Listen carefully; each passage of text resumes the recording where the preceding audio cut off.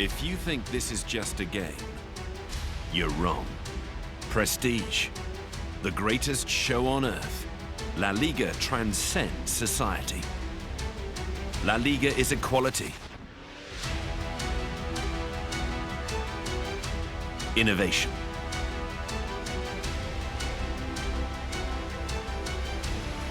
responsibility. La Liga is the future. La Liga is so much more. It's a different way of seeing the world.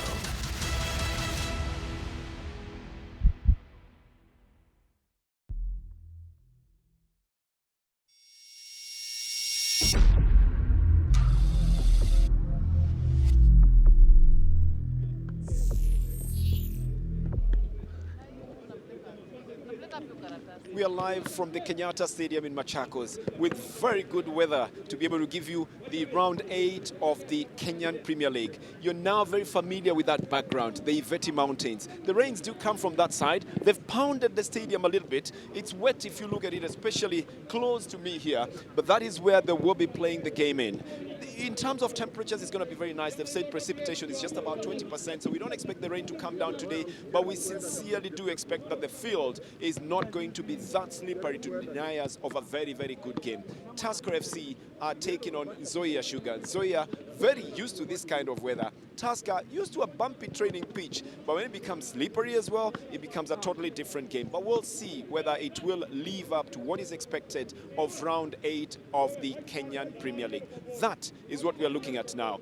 And Tusker, of course, better placed on the log, and Nzoia slightly behind there. Tusker doing much better. We'll give you the details of that in just one moment as well.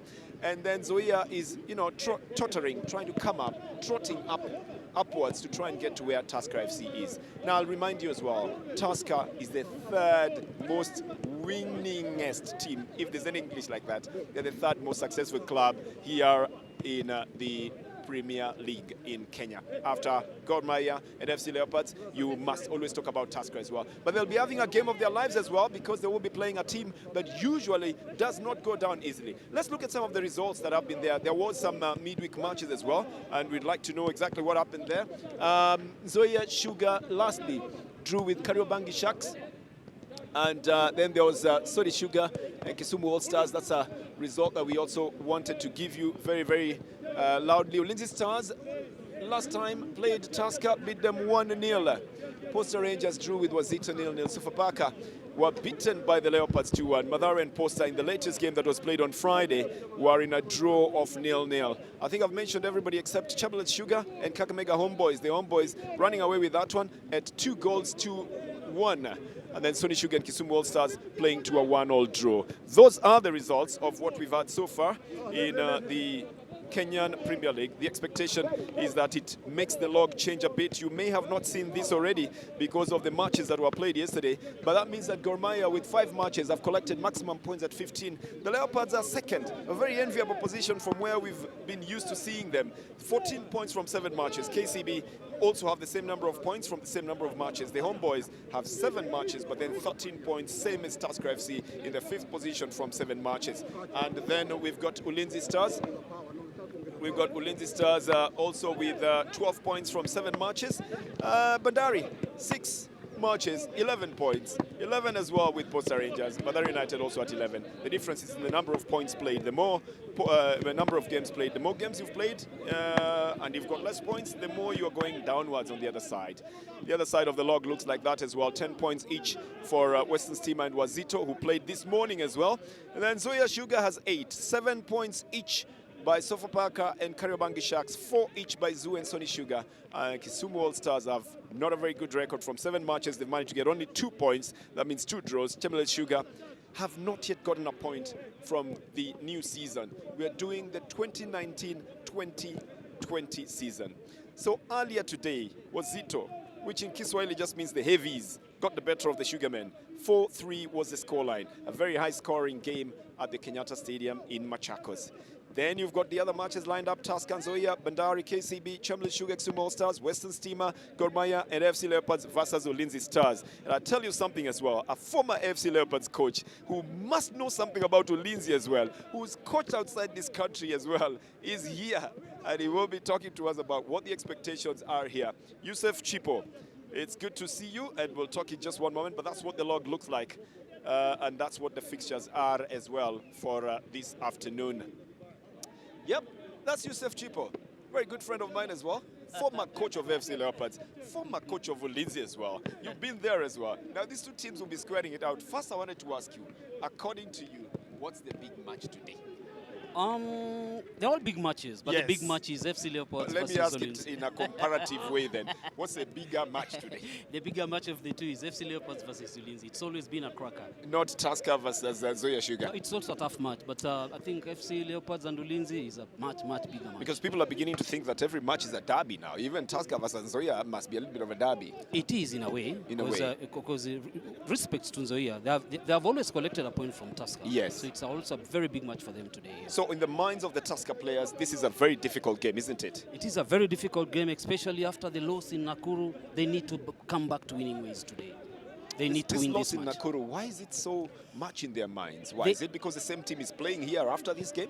Not exactly, but before that game in Nakuru, they had already posted very good results. They only lost against Gor Mahia in the first match. Then after that, they won throughout. So losing to Ulinzi, I think it was a very big talking point for the coach. That's a story we will have after this as well. But that's Tusker FC, or is that Nzoia now? That must be Tusker FC training.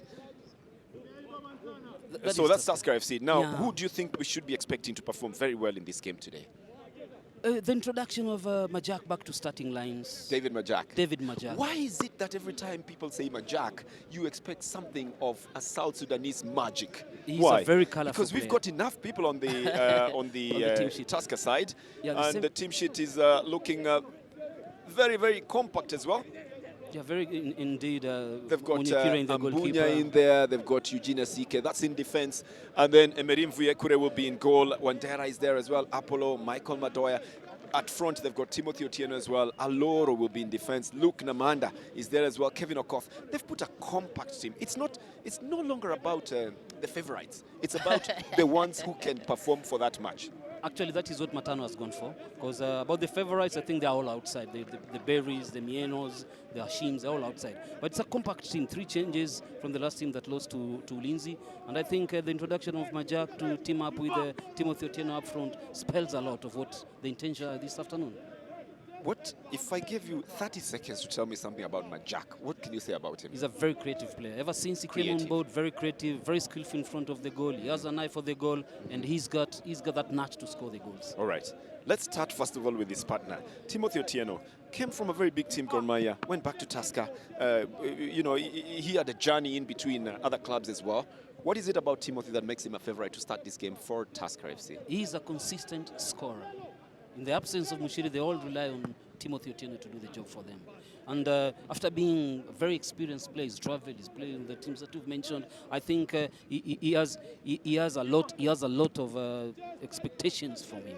There's a lot of expectations. Do you think he will deliver? He will deliver. He's very intelligent in front of the goal, good runs, good positioning. He has an eye in terms of He's got execution. good physique as well. Physique. He's got good posture in front of goal. He's got the height as well. We've seen him scoring very splendid games for Tusker, and I think in the afternoon today is another time for him. If you are the headmaster and you are writing their school living certificates, you'd say, both for them and Majak, you would say tall, very good composure in front of goal, very creative. Let's talk about Majak now in those terms as well. Majak is exceptional. Young, indeed. Better than Timothy, you're saying? Because he's a little bit younger. He's very younger. intelligent. Okay. He came from... I know you're a coach. You don't want the other player to feel down and all that, but you're saying Majak has an edge. As an age in terms of he's going to play even more for longer days, but he's very intelligent, very explosive in terms of aerial balls in front of the goal there. And I think the partnership with Timothy is good for Robert Matano's side. David Majak. A lot is being said about him. We've seen him. South Sudanese import. He played in other teams' home balls. We've seen him around. He's been here for some time. Okay. We will watch the field to see exactly what David Majak is going to do and why there's so much talk about David Majak. But obviously, Tusker is not playing alone. It is playing Nzoia Sugar. Now, what do you think about this team, Nzoia Sugar? I know they play in this kind of weather. You notice the field was a little bit muddy and all that. They'll be comfortable with this. Even if the rain came down, they'll still be comfortable. Bernard, I can tell you for free, they are not even comfortable. I've coached Nzoia for some time. He trains permanently. That's the part you never told me. Okay, yeah. You said they what? They are happy with this. They are happy with this, very conditions, but it's a very, very, very good side that the coach has assembled. Very youngsters from school, very good, compact.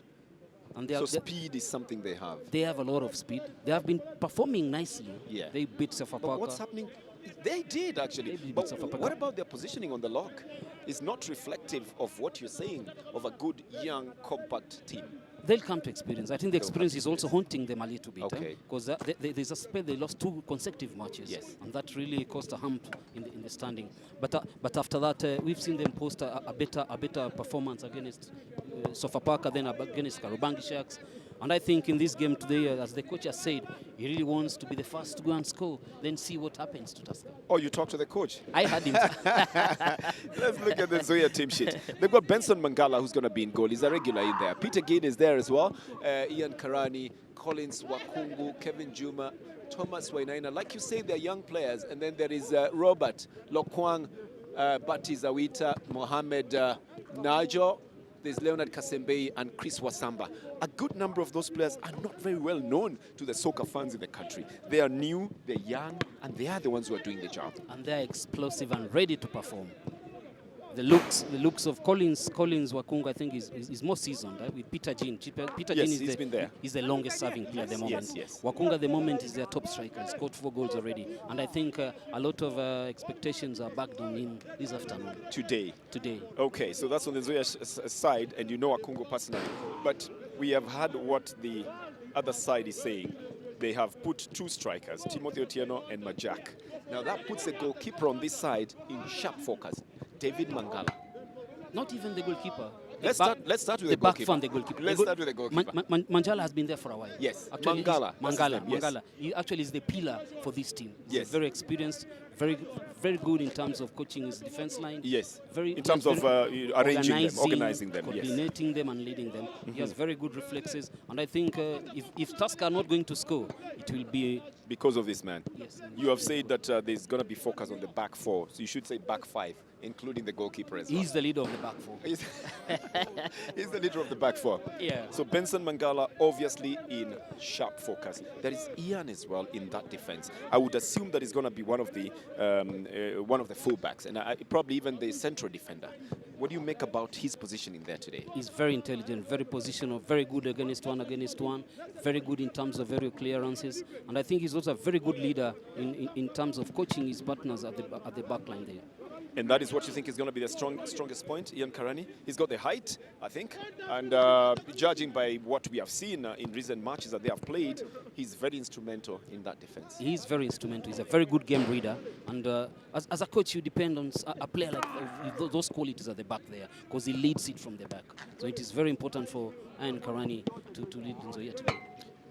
But with your analysis, then it looks like this is going to be a very tough game. What do you make of it? Who takes the 3 points home here? Bernard, it's very tough. It's very tough, considering last time Tusker, they drew a 1-1, and the Tusker, Nzoia won the other side. I think it could end in a draw. I'm looking for a draw. A scoring draw or a no-scoring draw? I'll go for a scoring draw. Scoring draw. Because what I heard from Tusker is that they need to be more clinical in front of the goal. So they will score, but I'm sure also Nzoia will score. Okay. I'm sure of that. Thank you very much, Coach. Yusuf Chipo, he's called the game.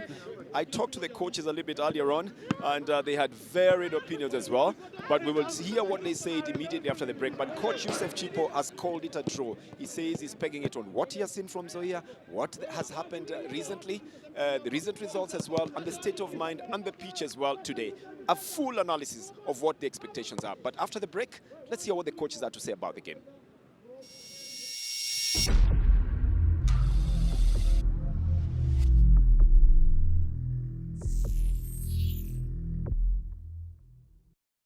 If you think this is just a game, you're wrong. Prestige, the greatest show on earth, La Liga transcends society. La Liga is equality, innovation,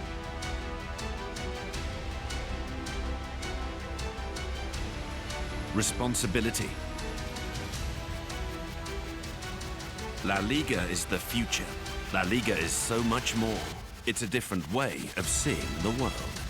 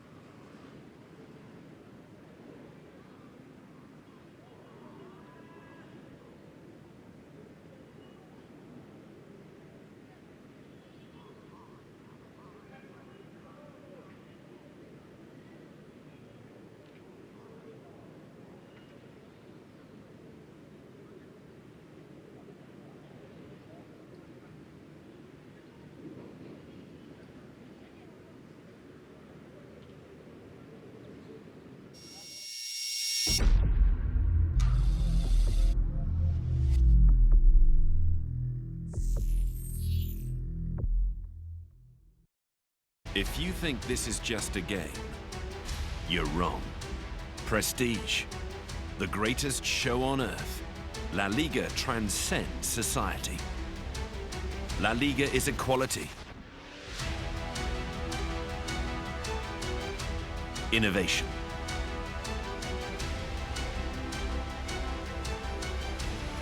responsibility. La Liga is the future. La Liga is so much more. It's a different way of seeing the world.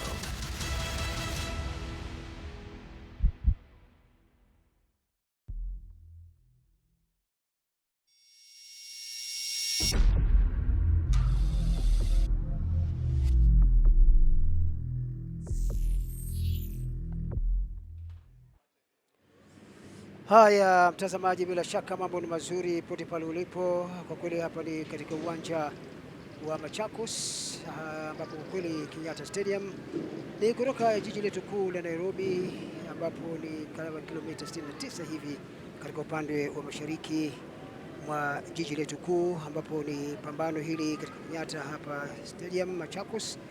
Tusker wanakutana hapa na vijana wa Nzoia, ambapo kwa kweli ukiangalia hali ya anga ni tulivu kabisa, ambapo bila shaka mpira ama yule ndimu wengine anaita ni kwamba bila shaka utapigwa mpira wa hali ya juu kabisa, maana hali ya anga inakubali kwamba uweze kufanya na katika sehemu ambayo kwa kweli ni na vijilima kidogo hivi, na kama ilivyo kawaida hapa, maana ni vijana wa Tusker kwa kweli unakuta ni jezi zao ambazo kwa kweli huwa maana zinawekwa kwa katika kujua kwamba nani yupo leo katika mechi ya leo, na pia katika kuingia, maanake walipokuwa wakiingia hapa katika uwanja huo kwa mwanzoni ni kwamba vijana wa Tusker waliingia na basi lao kama ilivyo kawaida, kama zile mbwembwe zile, kwamba wao na basi lao, na pia vile vile kwamba mambo yatakuwa ni mazuri, kwa sababu bila shaka timu hii ni timu mojawapo zile timu za zamani kabisa, ukihesabu labda Gor Mahia, FC Leopards, na hii ni timu ya tatu ambayo kwa kweli imeweza kupata ushindi wa mara nyingi, vile vile wakiongozwa na Gor Mahia mara 18,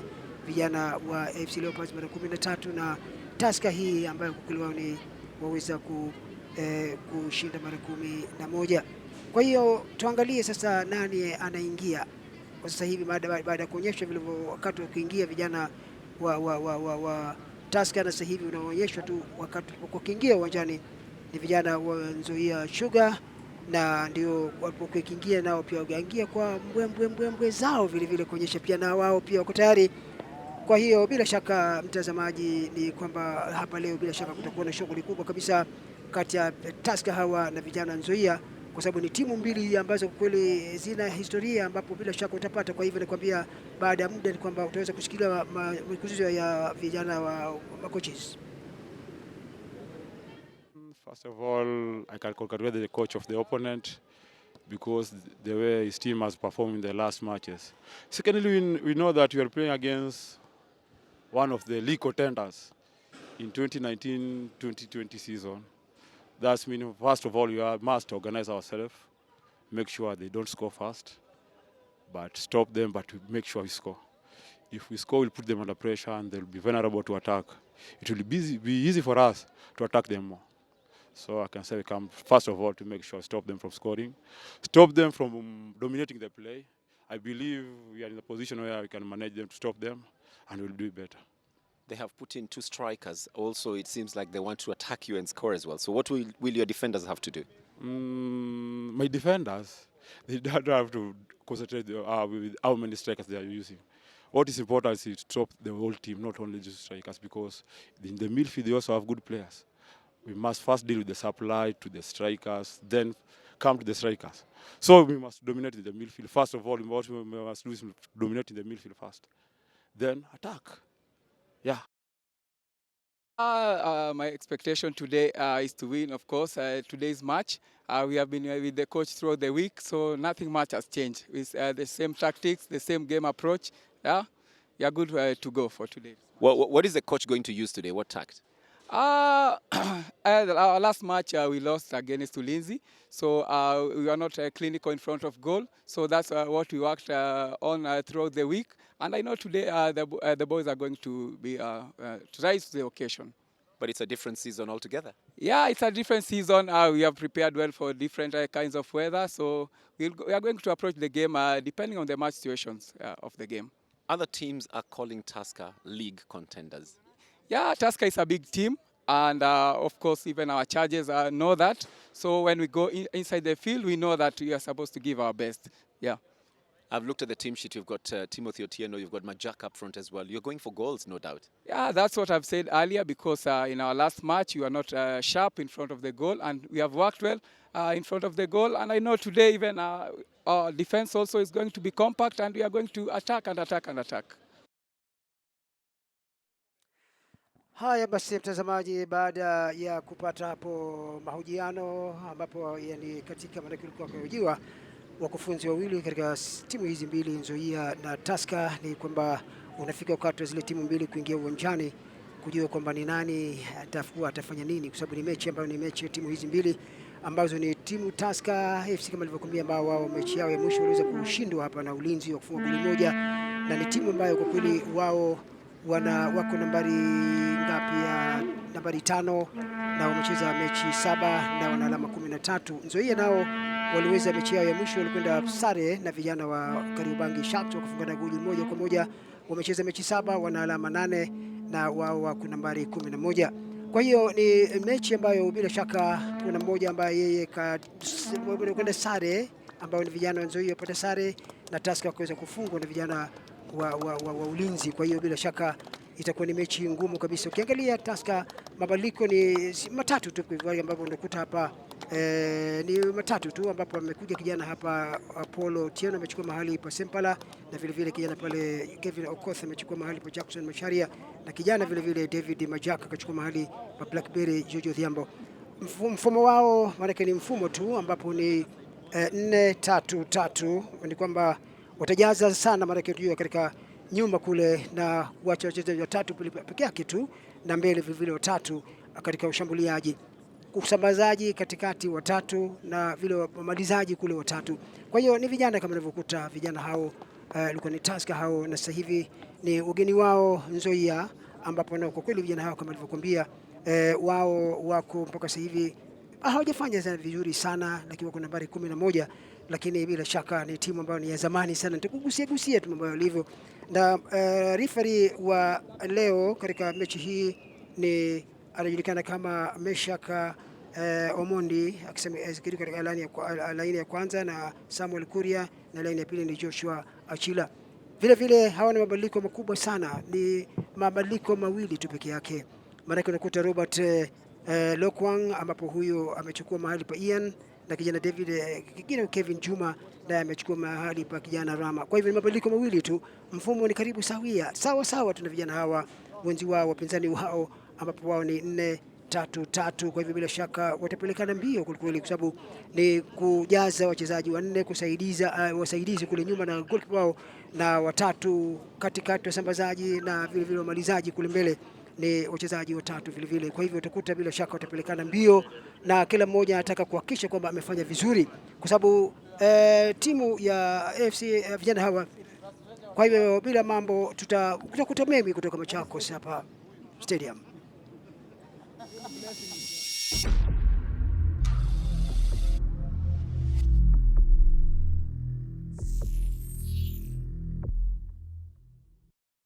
If you think this is just a game, you're wrong.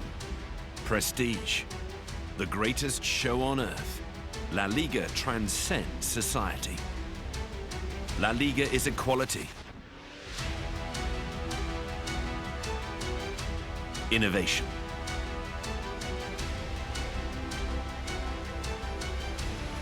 responsibility.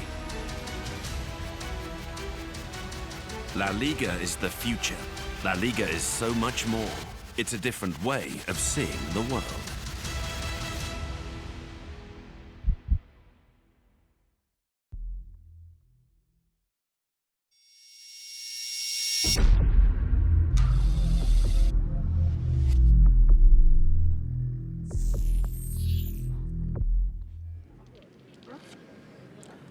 Haya mtazamaji, kama tulivyogusia tu ni kwamba tupo hapa katika uwanja wa Kenyatta hapa Machakos, Kenyatta Stadium. Hali ya anga nimewadokezea kwamba na bila shaka umejionea mwenyewe kwamba kiwanja kimetulia, hali ya anga tulivu, na bila shaka tegemea vile ambavyo kila mmoja atajisukuma vile atakavyokuwa, kwa sababu kama unavyojua vijana hawa Tusker ambapo wao wako nambari 5 na vile vile vijana hawa wa Nzoia wako nambari 11, bila shaka watataka na angalau wapate ushindi hivi leo na kuweza kuhakikisha kwamba mambo yanakuwa ni mazuri. Kwa hiyo ngoma inaanza mapema, kwa sababu kama unavyojua hapa kila mmoja anataka kuona kwamba namna gani hasa Tusker kama ikiwa ni moja tu kati ya timu ngumu sana, timu kubwa vile vile hapa, lakini wanahakikisha kwamba wao wanapomaliza mwisho kuambia kwamba waliweza kushindwa na vijana wa Ulinzi wakafunga goli moja. Kwa hiyo bila shaka watakuja hapa katika kulipiza au labda kuweza kuhakikisha tu kwamba wamefanya vizuri na kuweza kuingia. Upande wa Kiingereza ni Bernard Otieno na vile vile kutana na Jacob Ghost, bila shaka ndivyo ulivyokuwa kwamba unapata. Na upande wa Kiswahili ni Ali Salim Manga, nikiwa hapa nipo na mwenzangu Yusuf Chipo, na vile vile akiwa ni mkufunzi na vile vile. Kwa hivyo bila shaka na mengi tuelezea kurasa katika timu hizi mbili, maana ni mechi ambazo wengine labda wanafikiria kwamba Ulinzi ni ya timu ya juzi, lakini ni zamani sana. Jaribu kwenye sanduku kule, lakini tena hatari kule, kile bila shaka naona wafanya maskhara, na kwa kweli manake wanaweza kupata nafasi za mapema vijana hawa, na kwa sababu wengi wao ni watoto wa shule tu. Maana ukiangalia goalkeeper anafanya kazi, anakamata mapema kabisa huyu Emery Vyekure. Maana unakuta kwa kweli unaona, hebu angalia hapa mkofu Chipo alipata pasi nzuri sana pembeni kule na kuupiga. Mwanakure alikuwa yuko macho akauchukua. Lakini unavyosema ni kwamba vijana wadogo wengi wanatoka chumbukia shule mwaka jana, na kwa hivyo pia wanapenda mpira wa kasi, na nahisi kwamba kutakuwa na mashambulizi mengi sana kuelekea upande wa Tusker, maanake ni vijana wepesi sana hawa. Mtazamaji, tarajia mengi, maanake itakuwa ni si vizuri, kwa sababu nakuta katika ujuzi ambao wanao vijana, hasa wao. Kwa mfano sema vijana wa Tusker wanakwenda nafasi ya wazi kabisa,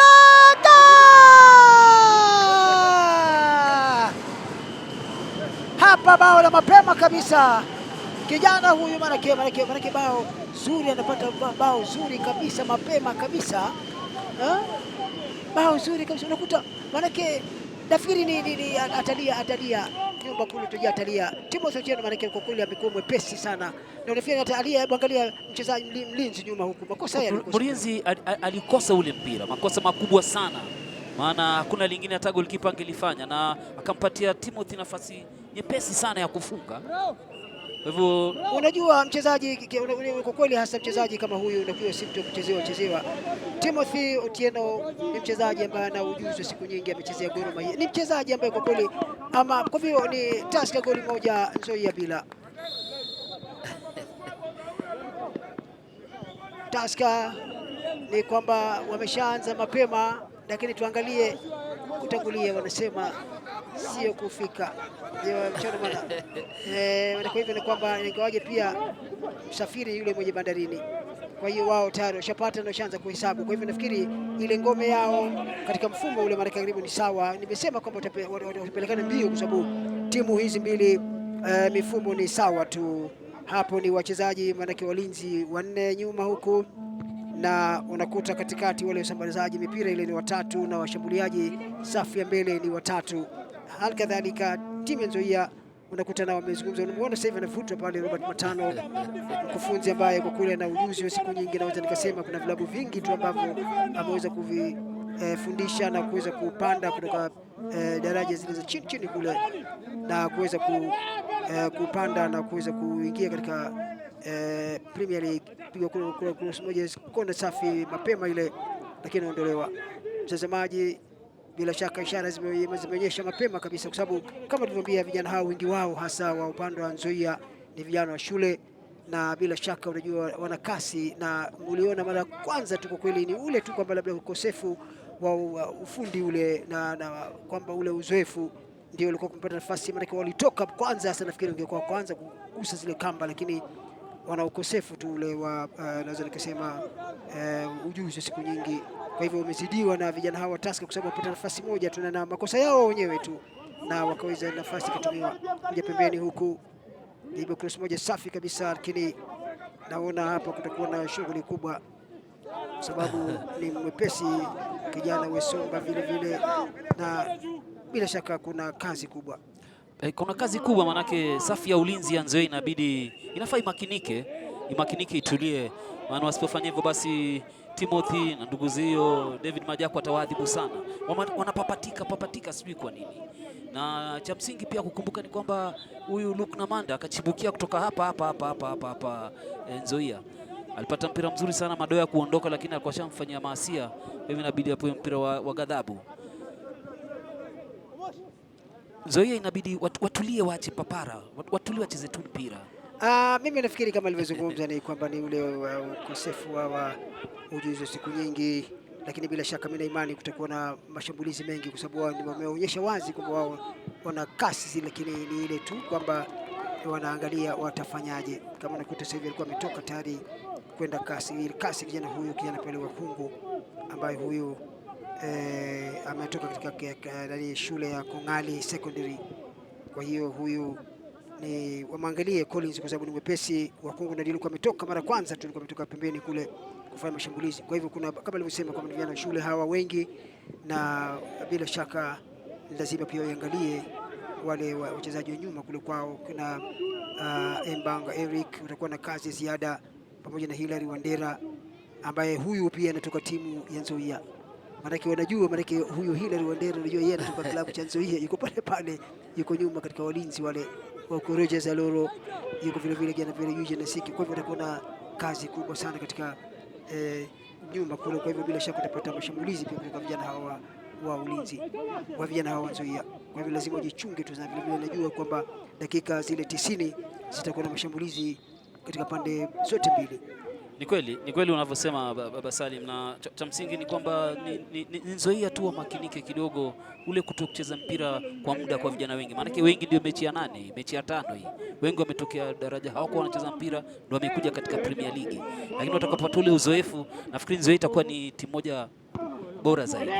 Rusha mpira ule na wanatoka nje kwenda mzima kugusa kwa kichwa pale na Wesomba huyu ambaye anatoka kwa Superstars. Kijana huyu unakuta hapo wanashughuli sanduku, cross moja safi kuunganisha kule, lakini tena ngoma ile bado tu natoka na wacha kutoka nje. Naona hapa, hebu angalia shambulizi lilivyokuwa. Pata mpira mzuri sana kwa kona, lakini kataka kupiga ile kule kukutana nako mara moja, lakini haukulenga kabisa kwenye goli pale. Majako huyu ni mtaalamu wa mipira kama hiyo, yaitwa volley kwa kimombo, lugha geni kwa lugha kigeni ile. Wanakwenda pembeni kule, lakini ngoma inatoka nje kwa mashariki mwa kiwanja. Mtazamaji, tupo hapa katika kiwanja cha Kenyatta Stadium, yani kiwanja hiki hapa ni katika Machakos huku, kama nilivyokuambia ni kilomita zisizopungua 69 hivi kutoka jiji letu kuu la Nairobi, kija upande wa mashariki mwa jiji letu hilo.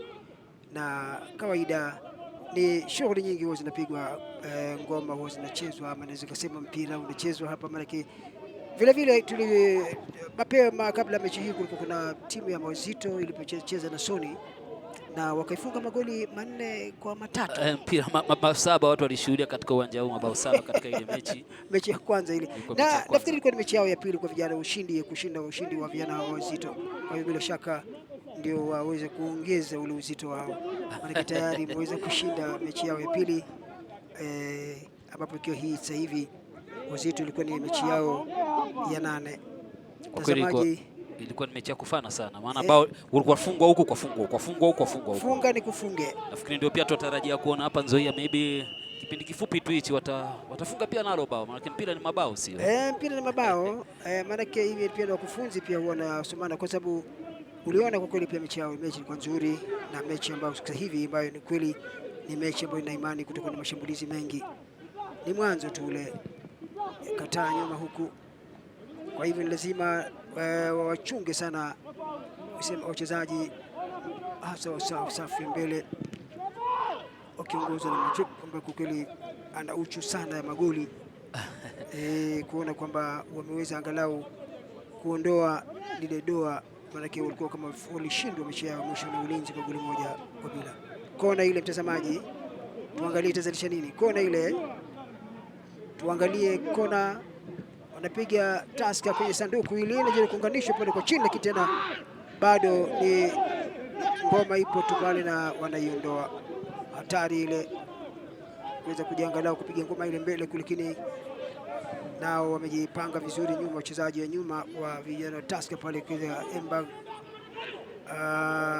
Ambang Eric ambaye huyu mchezaji shupavu sana nyuma, huku Hilary Wandera ambaye kama unajua anawafahamu sana vijana Nzoia, lakini sijui kwa nini maanake walipata nafasi mapema kabisa, maanake yeye alikuwa Nzoia, lakini nilikuwa na imani kwamba hangekubali kabisa, alikubali mapema sana hapa Chipo. Kwa kweli alikuwa na manake mambo mazuri. Eka nyuma pale, manake wanachezaji ambao hivi leo wapo katika uwanja wa Tusker kama kuweza kuchukua wachezaji vile vile. Wamechukua wachezaji karibu 5 kutoka Nzoia, na wanakuta vile vile yupo vile vile Luke na Manda, huyu vile vile anatoka klabu cha Nzoia. Ni kweli katibukia Nzoia. Unajua kipindi kirefu ni kwamba watu wanatafuta ajira na maisha bora. Tusker ukiwaangalia kiuchumi wako vizuri zaidi kuliko Nzoia. Kwa hivyo wachezaji wengi wanaamua kubadilisha maeneo katikati ya uwanja. Sasa hivi anajaribu kulicha sanduku lile, lakini ni mvutano, vuta ni kuvute mapema pembeni. Cross moja safi kwenye sanduku, lakini alikataa nyuma huko, ni heri lawama kuliko fedheha. Anakuwa mzima, piga mpira ile kwa kichwa kutoka nje, inakuwa ni bila shaka ni kona ile, piga asike pale Eugene kama ilivyo kawaida, toa mpira nje, inakuwa ni kona ile, wanapata vijana wa Nzoia. Bila shaka ni kona yao ya kwanza hii. Dakika ni 11 mtazamaji, kama unavyotazama wewe mwenyewe, inapigwa kona, lakini wanakataa walinzi nyuma huku wa Tusker. Pembeni huku nipa na mimi nikupe, jana hawa kama wao na shule tu hawa, lakini anamlenga goalkeeper, anakamata kule kienda huyu Emery Mvyekure. Wanaanza nyuma wakili kabisa, ukiwa na uhakika Tusker kwa sababu wanaongoza tayari. Tuna pembeni huku, cross moja safi, hatari pale peke yake, nafasi ya kupiga kule, kinapasha kwa nje na kule. Bila shaka ni kona ile uliguswa ule mguu, ni mguu mmoja mchezaji wa nyuma. Hebu angalia ile, maana alipata jaru nzuri sana Timothy kama kuleta katika mguu wake wa kushoto ambao anaamini zaidi, lakini katika kule kupiga mzuiaji akauondosha kidogo, kapaa juu ya mti wa goli. Tusker wana mashambulizi mengi, maana pia ukiangalia mfumo anaocheza na asili wanaofanya, mchezaji kama Michael Madoya ndio kiungo katikati mshambuliaji, hivyo nyakati nyingi wanapeleka mpira mbele sana kwa wale washambuliaji wenzake. Kona ile pigwa kona, mtazamaji, kwenye sanduku lile jaribu kupewa kichwa pale, tena referee iko karibu kabisa, Meshaka Omondi. Mara kimi napendea sana referee awe namna hiyo, anapiga fimbo, anaonyesha ni hapa. Kijana huyu anajituma kweli, akiangalia kwa kila kitu. Kijana huyu Chris Wesamba ambaye huyu anatoka klabu cha Bungoma Superstars. Goalkeeper anajipanga vizuri, goalkeeper wao hapa Benson Mangala wa timu ya Nzoia. Katikati ya kiwanja wanakataa nyuma huku vijana Tusker, lakini wanavutana wote hapa katikati ya uwanja. Anakuta usambazaji ndio muhimu sana, kwa sababu unakuta Peter Jean ambaye anasaidia upande wa Nzoia nyuma huku na katikati, ambaye huyu ni mchezaji wa zamani sana Peter Jean. Yeye manake ni kwamba amejiunga na timu hii kwa muda mrefu mno, unakuta. Kwa hivyo yeye unakuta ana mengi sana, yeye ndio wa zamani kati ya wote ambao wanacheza sasa hivi. Ana kipindi kirefu amekaa sana pale kusema. Nakumbuka nyakati zangu pia namkuta kama kapteni katika timu hii takriban miaka 7-8 iliyopita. Kwa hivyo ni mchezaji ambaye si wa kucheza naye, kwa sababu unakuta kwamba Peter Jean Nzoia hii maana tangu ilipoingia kwenye ligi mwaka 2016 unakuta aliporudi 2016 yeye kuanzia mwaka 2012 yeye alikuwa pale. Unaona, kwa hivyo ni kwamba na tangu maana ilivunjwa, unajua hasa yenyewe ile ya zamani kule mwaka 2004 yeye maana ilirudishwa, iliporudi mwaka 2002. Kwa hivyo iliporudishwa mwaka 2000, ilipoanza 2012, basi unakuta yeye alikuwa nayo hiyo timu hiyo Peter Jean, na kwa hivyo mpaka hivyo ni kwamba wao wakaingia kwenye ligi 2016 na walikuwa na mkufunzi Bernard Malala ambaye ndiye aliweza kuifanya pia vile vile kuingia mpaka nusu finali. Walitolewa kwenye semi final, yani nusu finali ya michuano ya kombe la FKF. Kwa hivyo nakuta kwamba ama huko nyuma alikuwa anajulikana vile ziliita kama shona. Kwa hivyo nakuta kwamba Golden wakati huo Moi Golden majina mengi tu. Kwa hivyo yeye anakuwa shambulizi kule tena hatari kwa lango lile, piga kule, piga chuma kule. Tumesema kwa kweli hapa bila shaka ni vijana hawa, na tulisema tutarajie mengi, na tunaona mapema kabisa hapa watazamaji, tulisema sisi kwamba wengi wao ndio shule tu, wakati tulikuwa tunajaribu kupatia historia tu kifupi ya kwamba maraki ndio vijana ambao waliweza kurudisha. Alikuwa anataja Bernard Malala ambaye aliwarudisha vijana hawa Ulinzi mwaka 2016 na mpaka leo bado wapo, na kwa kweli hapa kutakuwa na mvutano kweli. Maraki ni vijana, maraki unajua watu wazima wanapambana vijana kwa vile bila shaka katika kasi zile, katika kukimbia unakuta lazima kutakuwa na mabadiliko kidogo. Hebu angalia baba, goalkeeper aliondosha lakini hakuondesha mbali, kaupiga ngumi karibu na Collins kaupata vizuri, piga bonge la shuti lakini likagonga mlingoti, likirudi sasa ndio likamgonga mchezaji wa Tusker ambaye kajifunga own goal ile. Lakini lina chanzo ni Collins.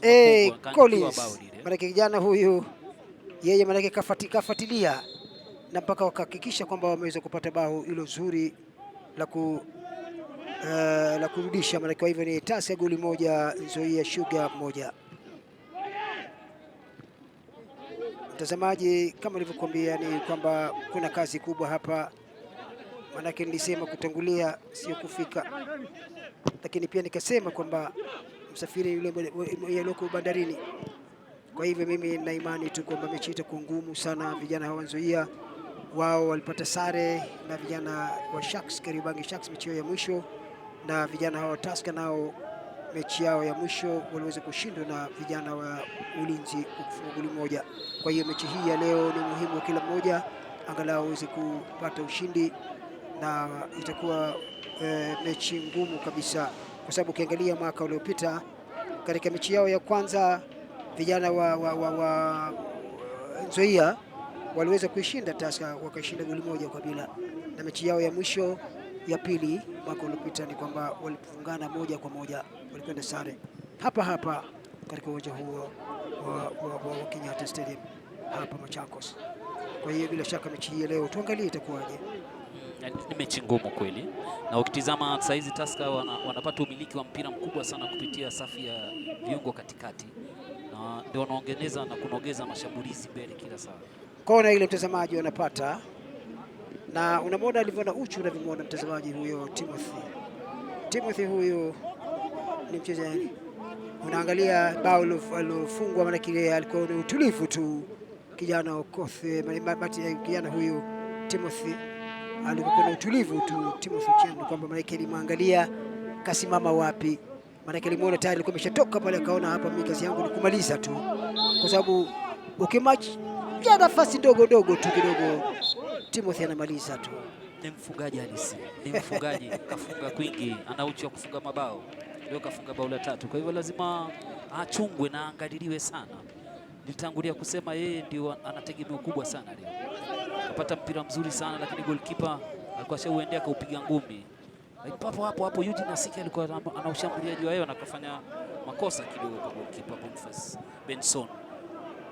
Piga pembeni kule, jaribu kuangalia nafasi ya kupiga, anajiamini sana kupiga, kijana goalkeeper kamata vizuri pale Emery Mvyekure wa goalkeeper hii ya Tusker kukwenda kazi kubwa sana hivi leo, manake vijana hawa kama nilivyosema wana kasi kwanza wote, na wanaamini kitu ambacho nimeshaona lazima ya ngome ile ya wachezaji wa nyuma vijana wa Tusker waangalie, kwa sababu hawa wanajiamini kwa mbali kule, wanapiga hatari kule. Sasa hivi hatari kwenye lango lile, piga kule, goalkeeper anafanya kazi nzuri hapa.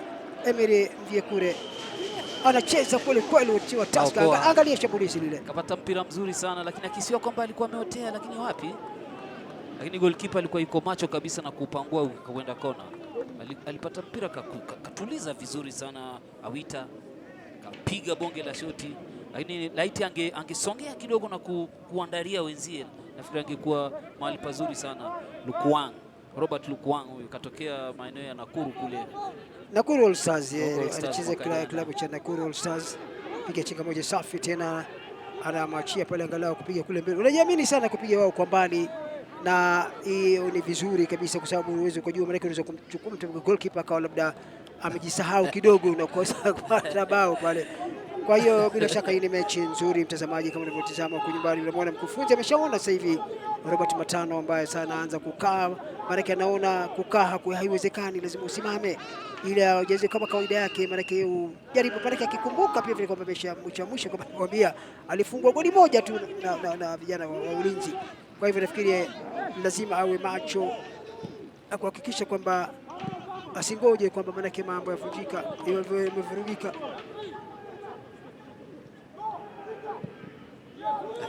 Piga mbele katikati ya uwanja,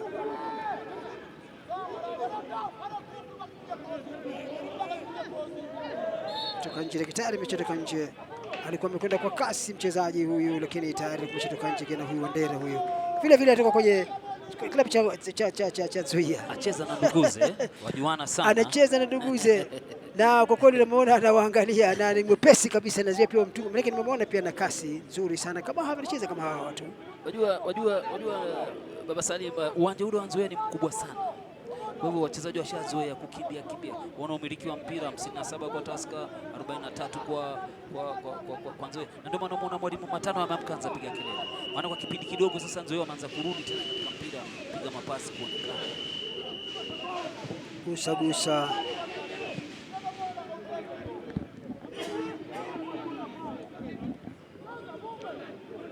naanza nyuma huku,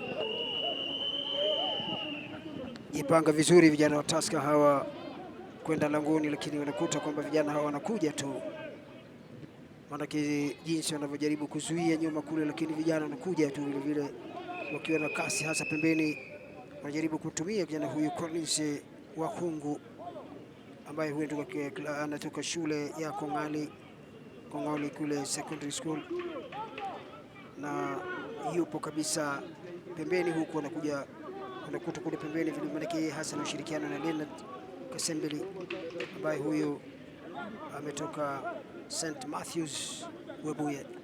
Kamaliza shule mwaka jana, mwaka wa kwanza katika msimu wa Premier League, lakini mfumo wanaocheza kama mwalimu alivyosema, mashambulizi mengi ni ya pembeni kule, ndio utapata nyakati zote wanakimbia sana kule pembeni, alafu walete ile mipira ndani angalau waweze imalizia kwa ndani.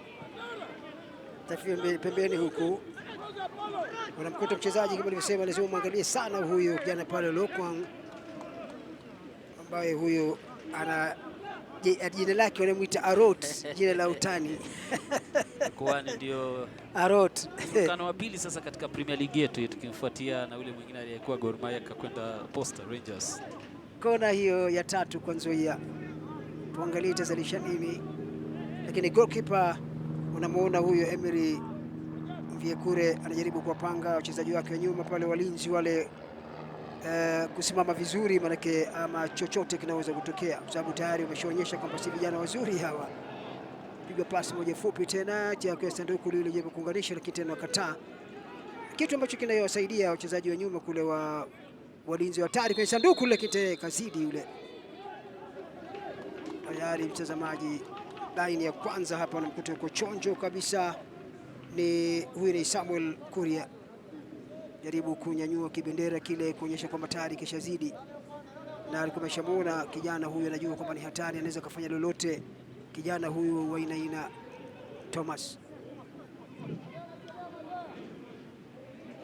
Angalia shambulizi lilivyokwenda lile. Aliwekewa mpira mzuri sana, lakini tayari ni kimbio wake, lakini mpira ulipocheza ni kama hakuwa amezidi sana. Aliwaacha wale, naona maana unajua kingine hufanya watu wakakimbia wao wenyewe wakamwacha, na mtu anaweza kutoka katikati na kaja akatoka na akafunga, na ndio njia haswa nyingi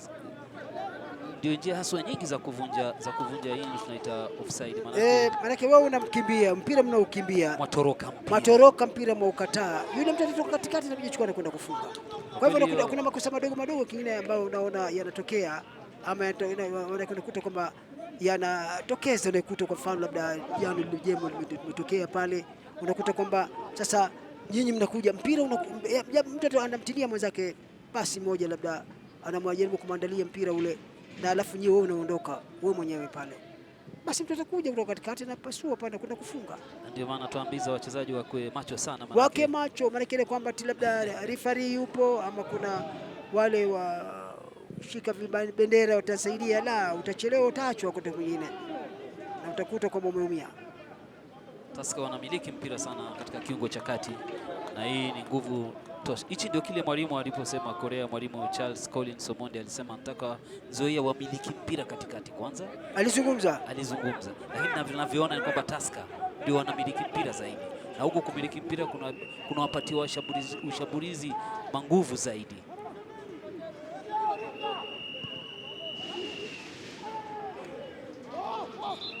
Unakuta mtazamaji anagaga chini hapa, maana unajua nyuma huko kuna mchezo. Wandera anawajua. Vijana Wandera anawajua hawa. Kamkuta Wandera anawajua, lazima afike mapema. Maana ukimpa nafasi kidogo anaambia mapema. Unaona kwa kweli kijana huyo ametoka mbali katikati. Mimi sioni, mimi hasa sikuona pale kwa sababu yeye ametoka kule, wao wameondoka pale. Maana ametoka katikati kule, akija mbio kule, wao wanajaribu kuondoka pale. Kwa hivyo mtu akija akichukua nafasi anafunga. Na sana hizo ndio zinakuwa zile tutazita katika kizungu misunderstanding baina kutokuelewana katika laini ya uzuiaji na goalkeeper. Maana nyuma kule ni kwamba lazima ujipange vizuri, kwamba tuangalie itakuwa namna gani, kwa sababu utaacha ukapoacha wakati mwingine utakuja kuachwa kama hapo. Sasa walikuwa wamemwacha huyo, lakini hapo referee nafikiri kafuatilia maamuzi wake ya msaidizi alipomwambia kwamba ni offside, lakini ile Nzoia watalalamika haikuwa offside kabisa. Ukimwangalia mchezaji alikuwa ametoka mbali sana, tena akipasua katikati, wao wanarudi anakwenda. Lakini mimi na wewe tuna bahati, maana twairudia mara 2-3, lakini referee anakiona kimoja. Si unajua kwa kweli wa vijana wetu wale, maana wanakuta vijana wanapopiga makamera zile, unakuta angalia goalkeeper anapojiangalia ile bao limefungwa, alipiga bonge la shuti kabisa. Maana aliusukuma na mikono, lakini laiti aliusukuma ukarudi katika mchezo, angelikuwa mwerevu zaidi angeutoa kwa kona angalau timu yote izuie. Lakini sasa aliurudisha wekungu, kaupata, kapiga bonge la shuti, gonga mlingoti, ukirudi ukakutana naye Wandera enda kwao kuziba, kajifunga. Ni ajali ya kula sanduku ule na ukoa mpira ule kwa sanduku lile, kuta kwamba hataki nyuma huko kwa kweli, nakuta hataki mchezo na ile goalkeeper wake kijana huyu Kevin Juma anatoka Buhenge, hii ni Bukembe hii secondary school. Shule ya Bukembe kule. Goalkeeper anakwenda hewani kama ngoma ile.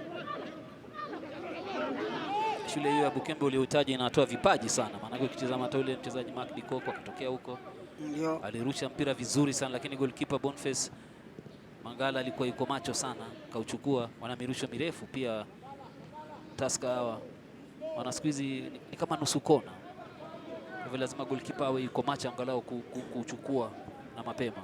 Kurusha hasa kwa kweli zamani huwa kama kina Motego Henry wakati akiwa na club cha nani kule Shabana, kabla kujichukuliwa kwenye club cha Tusker au Kenya Police, wakati huo ambao ni Tusker walikuwa wengi tu ambao walikuwa wanaweza kurusha. Cobra ambaye alikija tumuite majina na kusema Cobra, kila mmoja anajua cheza timu ya Gor Mahia. Nakumbuka wakati huo nafikiri alikuwa Peter Oduor Cobra. Peter Oduor Cobra. Mweusi mrefu. Papa kweli. Tena ujifunga kitambara kwenye kichwa pale. Na yeye alikuwa kwa maana akirusha, amerusha ngome inakuja. Ama Tobias Ochola. Shona. Kwa hivyo naye pia alikuwa mrushaji mzuri. Na unajua mtu ikiwa akishika kurusha una watu wanakwenda na ngojea. Na pia walikuwa wanapigaji wa vichwa. Kwa kweli wajua cha msingi ni kwamba mpira ukaribi kwenye goli. Kwa hivyo nikiwa na mrushaji mzuri na ana nguvu, tamtumia sana katika mipira hii ya kurushwa. Acha nyuma kule.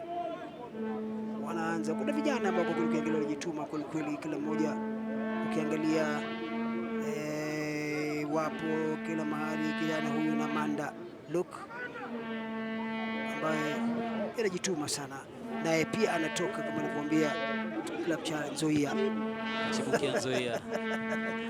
Kakimbia kidogo kakwenda kacheza Kakamega Homeboys, lakini chimbuko lake ni hapa Nzoia.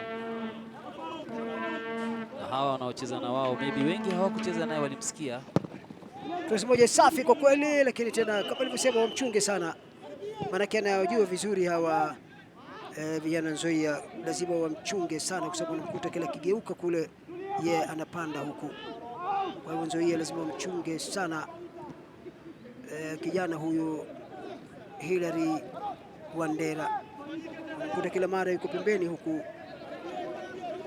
mipira yake ile inakegusa tena Wandera kiembele kule, lakini tena unakuta wanakataa nyuma kule upande wa timu hii ya vijana hawa Nzoia.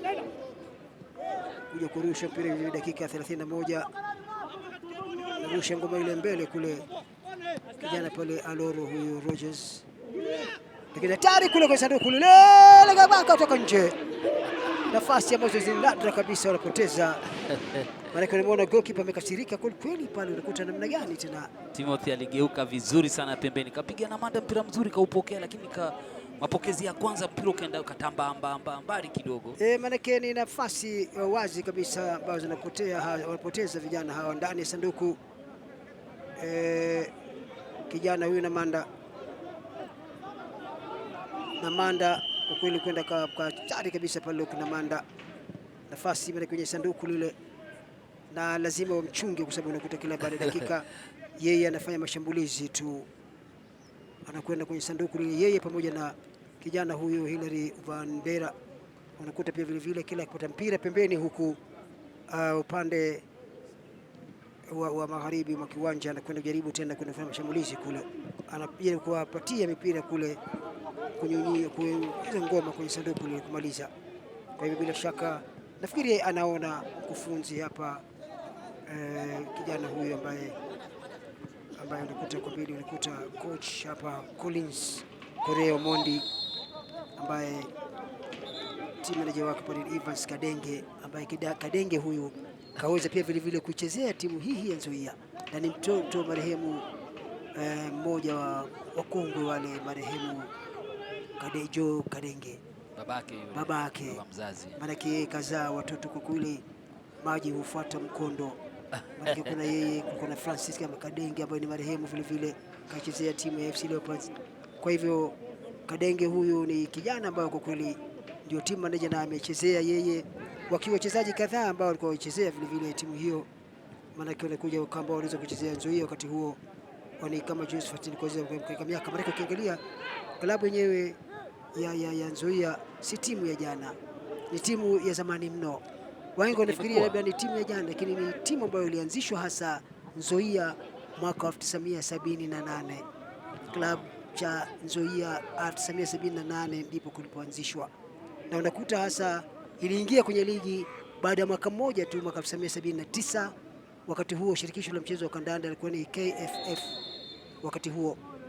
Kwa hiyo ilianzishwa 78, mwaka 1979 wakaweza kufuzu kuingia katika michuano ya ligi kuu ya taifa vijana hawa Nzoia, ambapo kiwa walikuwa na wachezaji kama kina Joseph Murundu ambaye alikuwa ni goalkeeper huyo, wakiwa na Ivan Chibinda, walikuwa na Joseph Sudi, Leonard Hayota, kina John Moraya. Kwa hivyo ambao ni wengine walikuwa wamekufa, kwa mfano Ivan Chibinde alikufa yeye, Joseph vile vile Sudi alikufa, lakini wengine wako bado tu. Haya, kulikuwa na wachezaji kama Leonard Kayote kama nilivyosema, John Moraya, yuko Evans Kadenge pia vile alicheza wakati huo, pia alichokuwa wakati wake alicheza kina huyo Bernard Malala pia vile amechezea timu hiyo, James Stuma pia walopitia pia Stuma pia katika kuzunguka zake hawa wajuzi ndio kina pamoja kina Malala juzi hawa pia nao wameweza kuchezea timu hiyo ya Nzoia. Kwa hivyo na pia ndio akaja akaifundisha Malala na akaweza kurudisha tena baada ya kutolewa nje, akaja akairudisha katika michuano hii tangu mwaka 2016. Malala akarudisha hiyo na vile vile kufanya vizuri kule moja cross kule, lakini toka nje.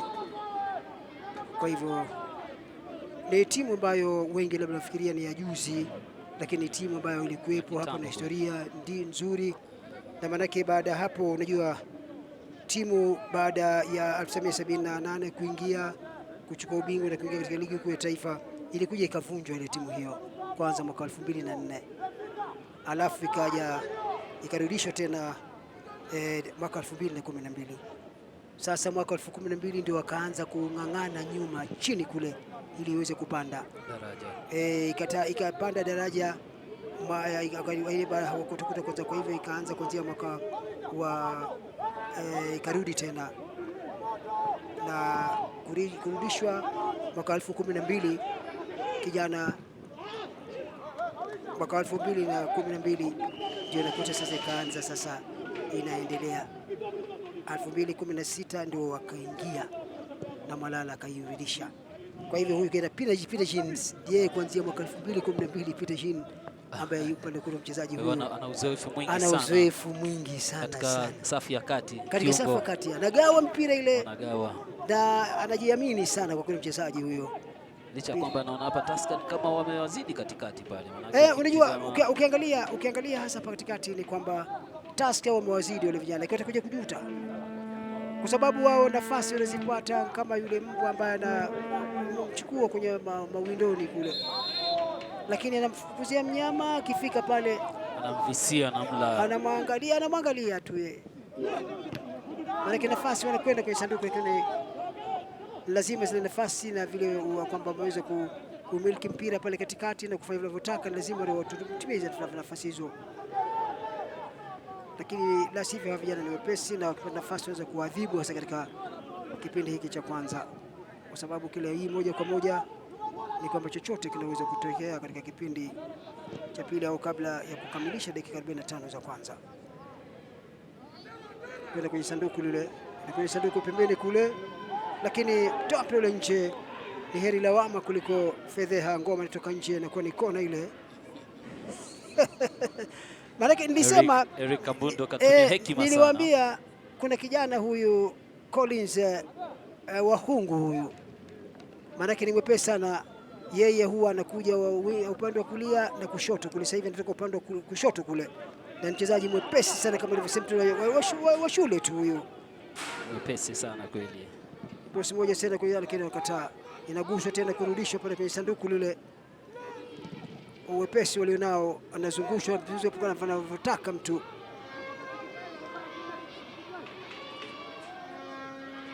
Haya, wametoka kule hatari kwenye lango lile, lakini nakuta amekabwa kabisa kijana huyo, kama nilivyosema na Manda huyu pembeni kule kabwa, maana wakimwachilia, maana anawajua yeye, wanamjua Nzoia, anawajua, hampi fursa kabisa hata kutulia, kamkumbatia, kamfieka chini kule, amekabwa kabisa, maana kuna mchezo nyuma huku, inabidi Ian Karani amzuie, angalau timu yote izuie kwa pamoja.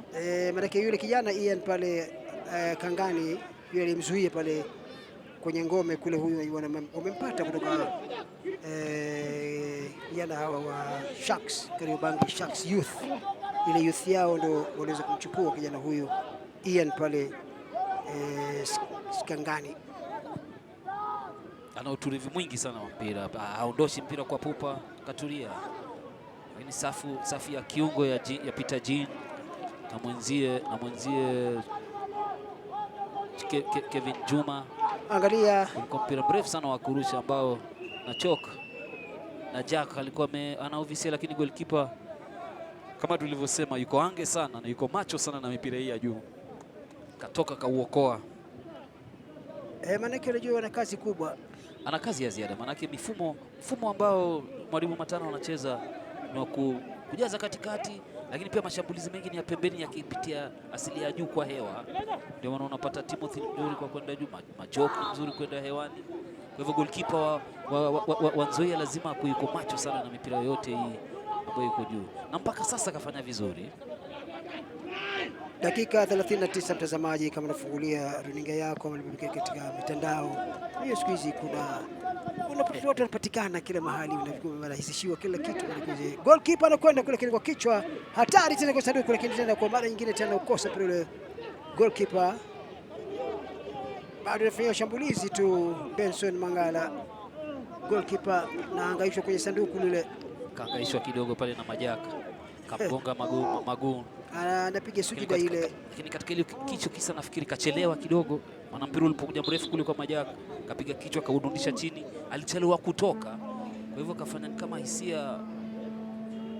Majaka kapiga kichwa cha kwanza, goalkeeper hakuwa amefika, mpira ukamkujia Timothy akijiandaa, ndio goalkeeper katupa makono na mwili wote ndani, Timothy kamusa makono, lakini kauko ile hatari.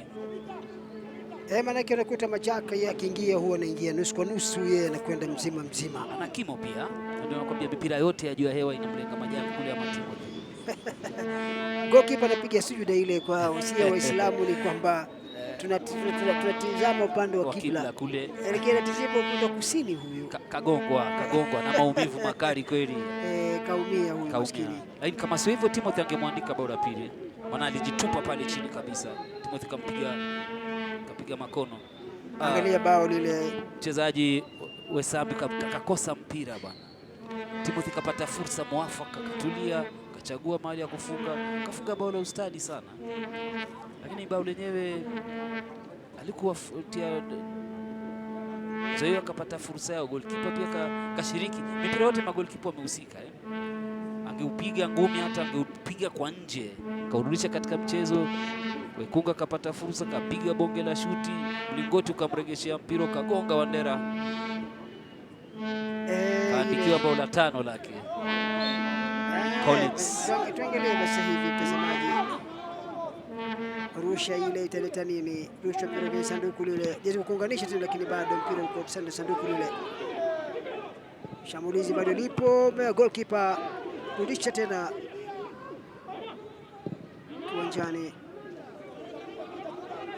uwanjani pia kwa kichwa. Ni nabanipa na mimi nikupe, naona navuta kila mmoja jaribu kujitahidi, na kama nilivyosema, mimi nimesema ule mfumo wa 3-4-3-3 kwa pande zote mbili bila shaka utapelekana mbio, kwa sababu ukitoka mtu amejaza pale, lazima umwangalie sana mchezaji. Kama nilivyosema, kijana huyu lazima aangaliwe. Nani huyu? Wandera maraki ametoka klabu cha Nzoia, kwa hivyo lazima, na unajua maana unaona, angalia alivyompiga pale kwa huyo Ian Karani. Unajua Karani wamempata kule klabu cha youth cha Sharks, Kariobangi Sharks. Kwa hivyo Wandera atapata shida sana, kwa sababu ataangaliwa sana. Unajua kwamba huyu mchezaji ambaye anategemewa katika upande wa kushoto. Maanake amechukuliwa na vijana hawa juzi tu, wanachukuliwa kama unakuta Tusker ni moja kati ya timu ambazo zimechukua wachezaji wengi sana kutoka timu hii, klabu hiki cha Nzoia. Wachezaji karibu 5 wamechukua. Timu nyingi zinakimbilia Nzoia kule, maanake vile nilikwambia, mapato madogo, kwa hivyo zinaenda kuchukua wale wachezaji, maana wamecheza mwaka mzima katika ligi kuu. Hivyo unapata wanafaidika sana na vipaji vya wale vijana wadogo ambao wanakuja kufuata hela nono katika timu zao. Nzoia, Tusker wamechukua 5, FC wamekimbilia matimu, na kila mwaka inabidi Nzoia wanakuwa ni kama kujenga timu mpya, kila mara wanajenga timu mpya, maana kila siku lazima ulete wachezaji wapya. Ndio maana unaona watoto wengi wa shule. Goalkeeper anacheza na mchezaji wake wa nyuma kule, Emery Mvyekure, goalkeeper ambaye kwa kweli kila mmoja magolikipa wote wawili, Benson na Mangala na mwenzake hapa Emery Mvukurwe, wote wametoa mipira kwenye kamba zile. Goli maanake ni goli moja kwa moja kama mnavyoona hapo, kwenda kule pembeni ili kuingia pale Tusker, lakini mchezaji wa nyuma anakataa.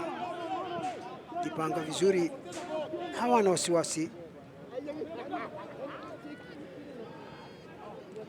Nyuma huku ni miguso tu kwenda kwenye sanduku lile vijana hawa wa Tusker, lakini wanajibu nao kwamba kupeleka kwenda pembeni kule nyepesi sana.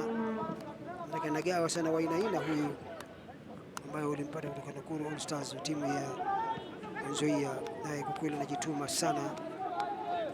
Unakuta kufunzi sasa hivi anakuwa maanake hakukaliki kama nilivyosema.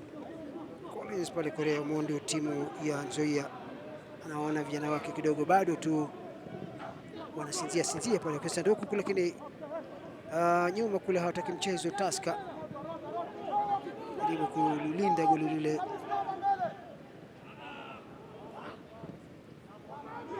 Katikati ya uwanja ngoma inakuja hapa pole tu kuangalia, jaribu kugawa ngoma ile, lakini kwa lawa kidogo. Robert yule Longa Lokwang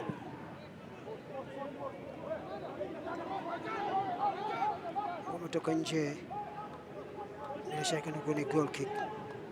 Anaweka goalkeeper mwenyewe pale kijana pale Emery Vyakure,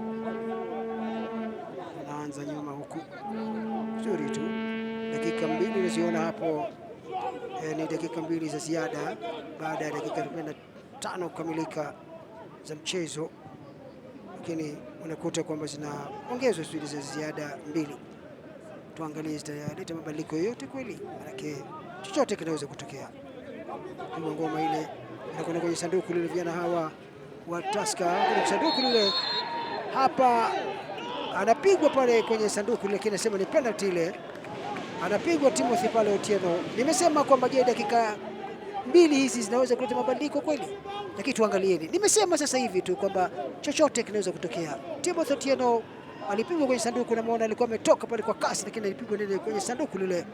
Nilisema je, dakika 2 hizi zinaweza kuleta mabadiliko yote, lakini alishikwa kabisa na kupigwa kiatu ndani ya sanduku pale na kijana huyu pale Chris Wesomba, ametoka Bungoma Superstars. Kijana huyu alimpiga Timothy Otieno kwenye sanduku na ni penalty ile.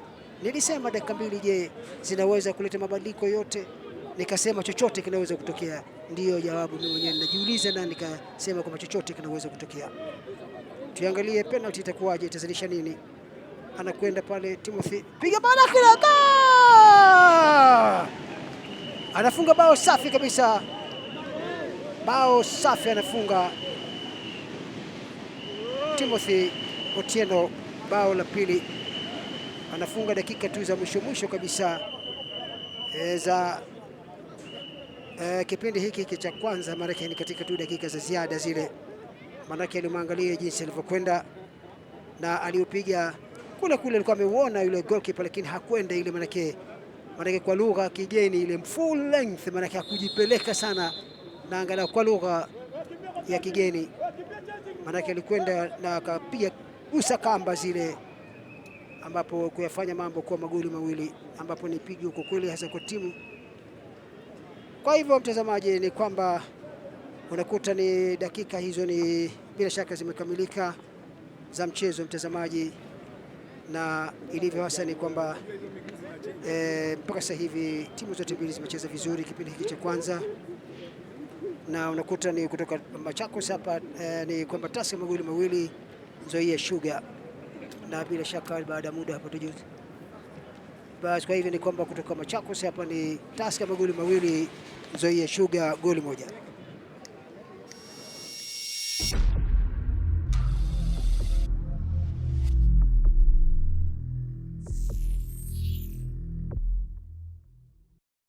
If you think this is just a game, you're wrong. Prestige, the greatest show on earth.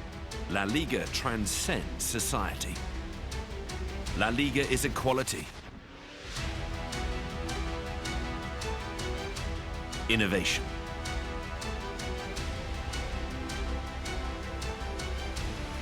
responsibility. La Liga is the future. La Liga is so much more. It's a different way of seeing the world.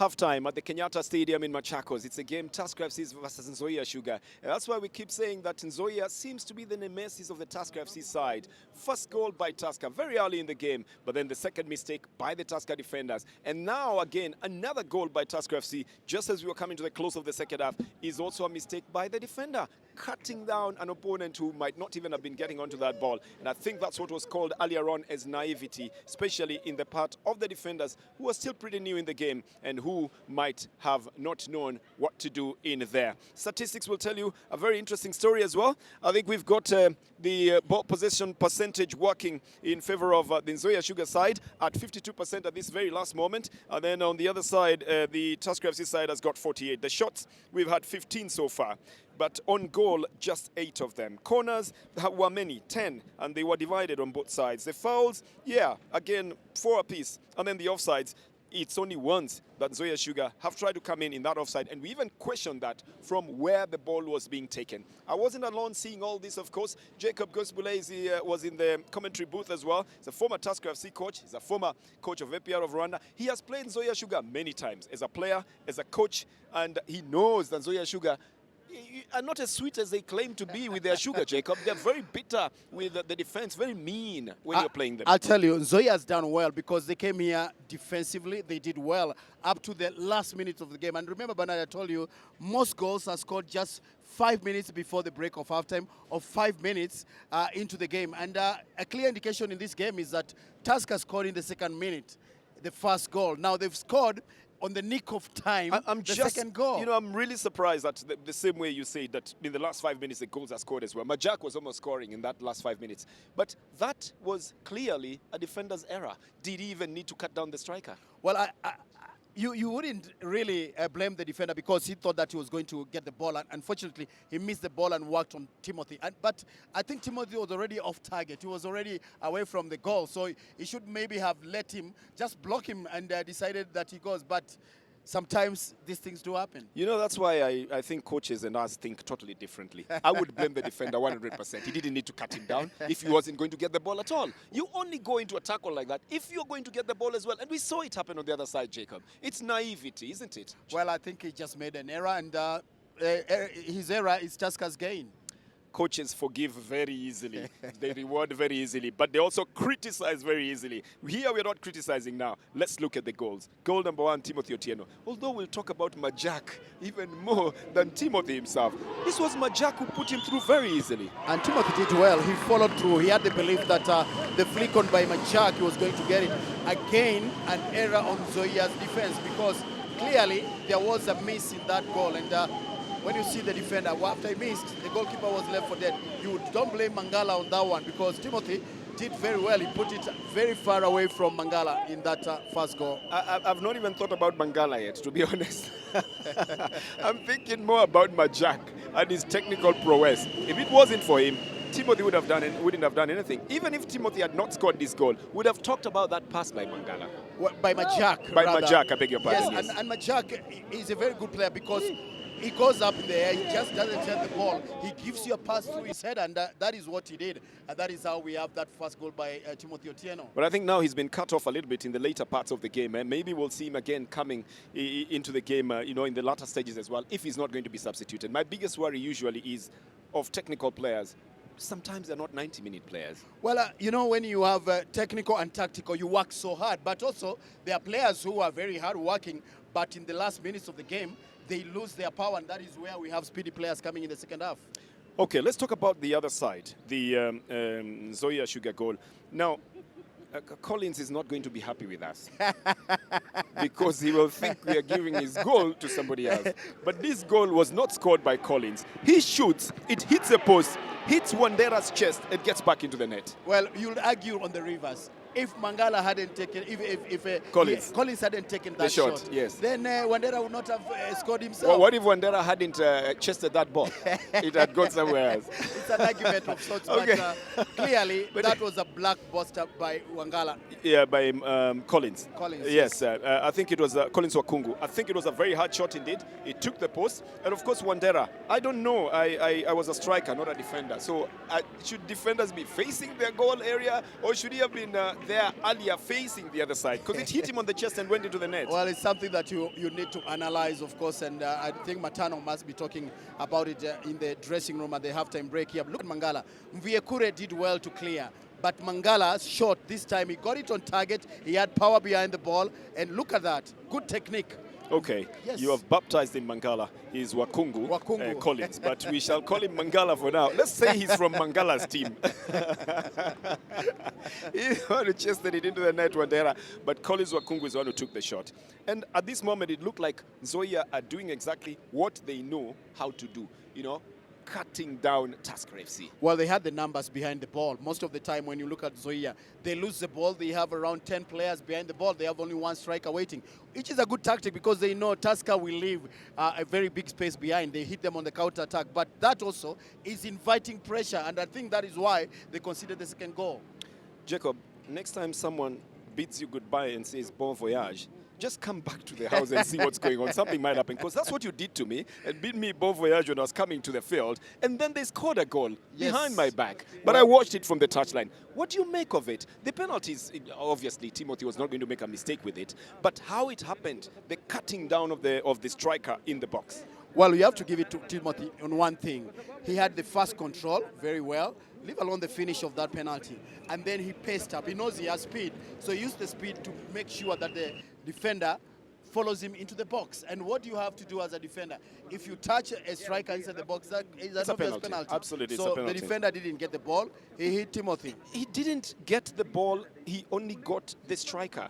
That's my worry. Look at where the ball is. Look at where the ball is. The ball is to be honest, and I'll tell you very honestly, Jacob, I don't think Timothy would have gotten to that ball. In the direction he's going, he had already pushed the ball onto his right. He was not going to take the corner and get to that ball. The defender didn't need to go to Timothy at all, because I assume the goalkeeper would have come out to cover that as well, Jacob. Well, once man's meat is another man's poison. So this is Timothy's meat, to be very sure. Jacob bought me lunch, actually, so I know where he's going. Yeah, but the pepper is my poison, so I couldn't eat the pepper as well. But he says, yes, somebody else did it wrong. But Timothy has already got 2 goals in this one. He could have scored even more, couldn't he? His first touch, actually, when you look at the pass, he had a very good pass from the right side by Machakos. His first touch, yes, it brought him in the face of goal, but he should have controlled his first touch, actually, moving on his right and taking a shot. By him coming back, he actually complicated matters. Look at that, his first touch. He comes in, inside where the defenders are, so he blocks himself. He earns a corner in the process. However, if his first touch has control on the outside, then he could have had a better opportunity. I remember this is the time you criticized him the most. You Yes. thought that a striker of his caliber with some international exposure, having played for some of the top teams in the country, including Gor Mahia, he should have finished that in a better way. You thought he should have just had one touch and a shot. That is it. I mean, it reminds me of Mark Makwata for the John Mack. AFC Yes. Leopards. He will be playing in the second game. If he gets that opportunity, you just count. You know, John Mark Makwata will be playing against his former team. Really? Yes. That's Do you a remember cracker. that? That's a Yeah, cracker. he's left-footed. Well, we'll talk about that in one moment. Let's talk about Namanda for now. Otherwise, he'll think we're taking all his time. He missed a chance, look, Namanda. He's very speedy. He's on the left side most of the time. But why did he not put this one in the net? I wouldn't blame Namanda. Look at how many Nzoia players were tagging him. I mean, it was 3 against 1, and the keeper, Mangala, also was coming off his line. But look at a good donkey work here on the side here. Look at that. It's actually 4v1. So he was very much pressed. He couldn't see the face of goal, and his last touch just went outside. You thought it was already Jacob, in the net. Let me tell you something. After having watched so much football and having watched strikers in that position, they rarely miss it. They cut it back. It's a very acute angle, but it's one of those beautiful goals to watch. I was actually wondering why the referee had pointed it as a goal kick. I didn't know it went outside. You told me the net didn't shake. Out. It was a goal kick. But the net can shake from the outside, when you hit the side netting. This one, I think he should have put in the net. Well, he should have. No, he was under pressure. I would always analyze the situation. It was 4-1, but he did the best that he could. We talked about the strikers versus the goalkeeper and the defenders. Mangala, again, came to the salvage of this team. You remember there's one that he literally wiped off the face of a Tusker striker. Well, if it's not for Mangala, I think we'll be talking a very different story here. He has made numerous saves in this game. And I like Mangala because when he's off his line, he commits. He goes there and he touches the ball, because that is rule number one. Once you're a goalkeeper and you commit yourself, then you have left the goal empty completely. So you have to have a touch on the ball. So Mangala has, to me, if I was to name a man of the match in 45 minutes, I would give it to Mangala so far. Right now, as it is, I think he's done well. That one off the face of a striker. Another one as well that he punched off the face of Jack, and he's facing two very tall strikers that he's working against and are working against him as well. I think Mangala has given a very good performance in the first half. We still have a second half, and we know that it's going to be a difficult half. Do you think there's any changes they need to make in this team so far? Well, I think Nzoia, having conceded a goal in the dying minutes of the first half, maybe there might be a substitution from the Nzoia's side. When you look at the players that are there, I mean, we have Katasi, we have Nzano, we have Kwezi, Aboga, Simeo, and Wanjala and Otieno. But for Tusker, I don't think Mantano will be going for an early substitution unless there is an injury. Jackson Masharia is in the mix there. He has Sammy Major in case the defensive part there is problem. Then Vincent Ngesa, that is a former Liberty and former Nzoia player. Okay. He's facing his side, but this time he's on that bench. You haven't mentioned Jojo Gutu, and you haven't mentioned Humphrey Mweno. We are talking about George Blackberry. Yeah, let's just give him the name that he wants, Jojo Gutu. You don't think they will be able to bring them in? Well, maybe later in the game. Maybe later in the game, once they're already leading. Okay. Thank you very much, Jacob. Jacob Gosmulay, former coach of Tusker FC, and also former coach of Harambee Stars as well. We've got a couple of other matches that are being played around the country. We will be able to give you those results as soon as they come in. But Wazito played earlier today, winning 4-3 against Sony Sugar. Tusker and Nzoia is now at 2-1 at halftime. Bandari will play KCB. Chamlet Sugar will play the second best team, Kisumu All Stars. Western Stima was supposed to play Gor Mahia.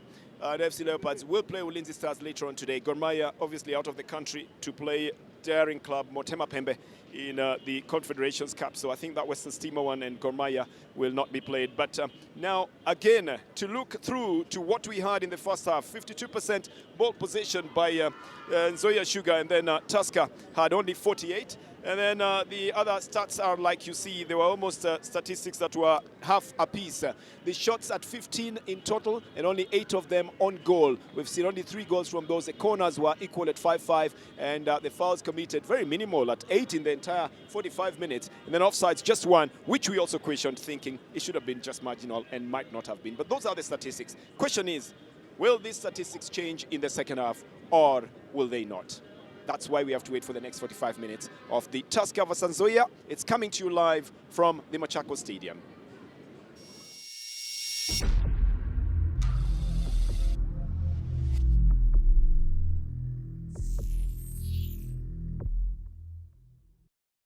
If you think this is just a game, you're wrong.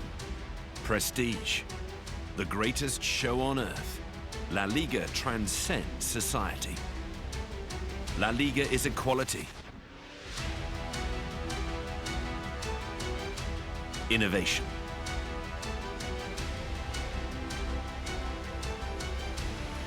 responsibility. La Liga is the future. La Liga is so much more. It's a different way of seeing the world.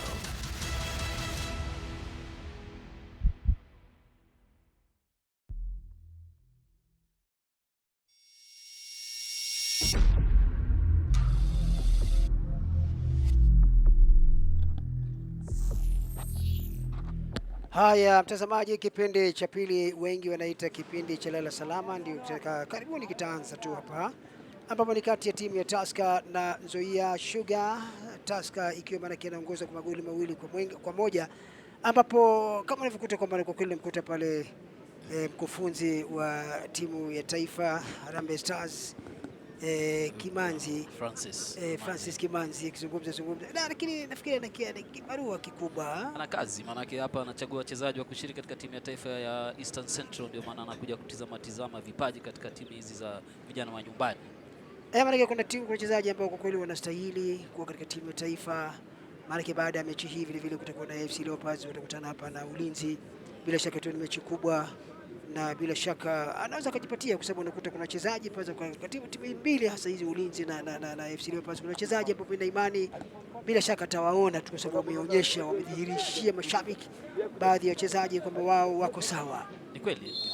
Kwa hivyo kipindi mtazamaji kinaanza, kipindi cha pili, Tusker akiwa bado tu anaongoza magoli 2-1 upande wa Nzoia, na kama unavyojua ikiwa hasa Tusker, maanake nafikiri ni muhimu kwa sababu waweza angalau kupata ushindi mechi ya leo, na vile unakuta Nzoia pia nao ni muhimu kwa sababu mechi yao ya mwisho waliweza kupata sare na vijana wa Kariobangi Sharks. Kwa hivyo mechi ya leo kila upande ilikuwa ina umuhimu wake kushinda na kuweza kujiongezea matumaini ya kuweza ushindi.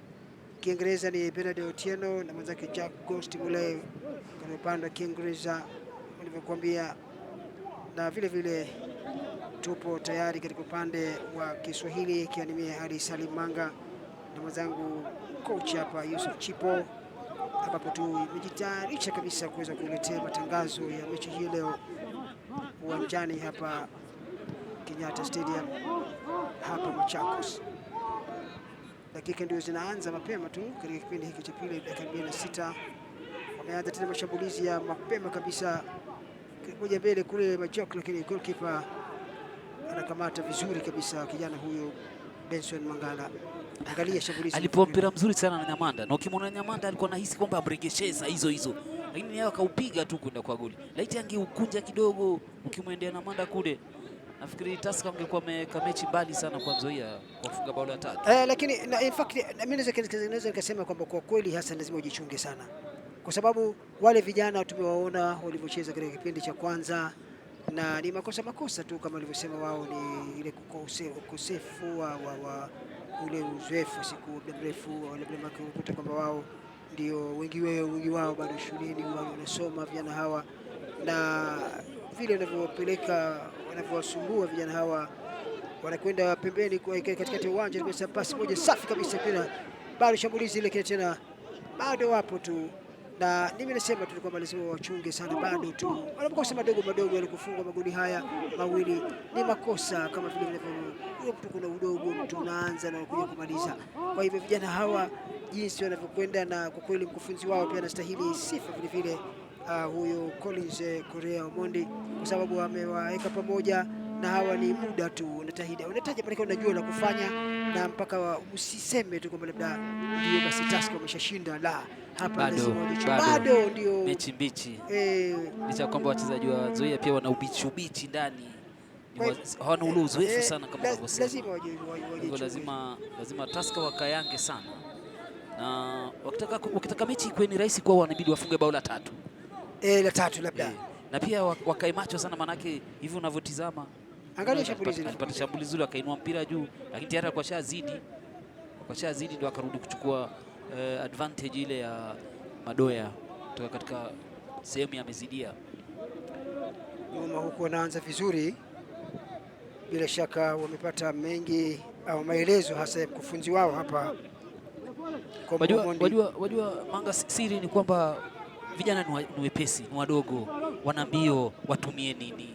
Moja safi natoka nje na kwenye goalkeeper. Watumie nini? Ndio kama mwalimu anamwambia twendeni sasa tufuruge.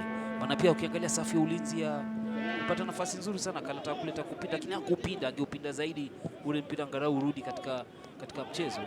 Kijana huyu kwa kweli hata kipindi cha kwanza alikuwa anafanya kazi nzuri kuzuia, na pia huwa anapanda huyu Ian Karani, kama nilivyosema, ndio katika youth ya wachezaji wale vijana kutoka timu ya Kariobangi Sharks, na kwa kweli huwa anapanda na anakwenda pembeni, halafu analeta.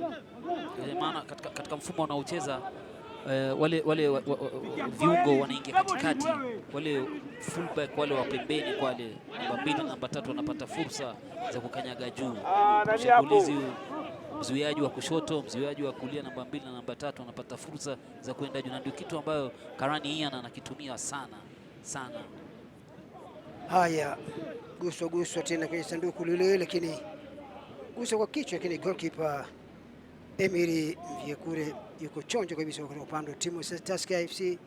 Tusker kweli, mtazamaji, bila shaka ni huna haja ya kuambiwa mengi sana, lakini ni moja tu kati zile timu ambazo zimeweza kupata ushindi mara nyingi wakiongozwa na Gor Mahia.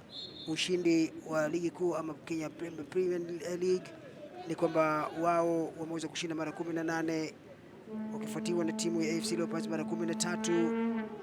Tusker tangu ikijulikana kama Kenya Breweries ambao hivi ni Tusker, ni kwamba wao wameweza kushinda mara 11, mara ya mwisho wakiwa na mchezo na Popolo Mkata Uganda yule mwaka 2016, na yeye manake baada ya kushinda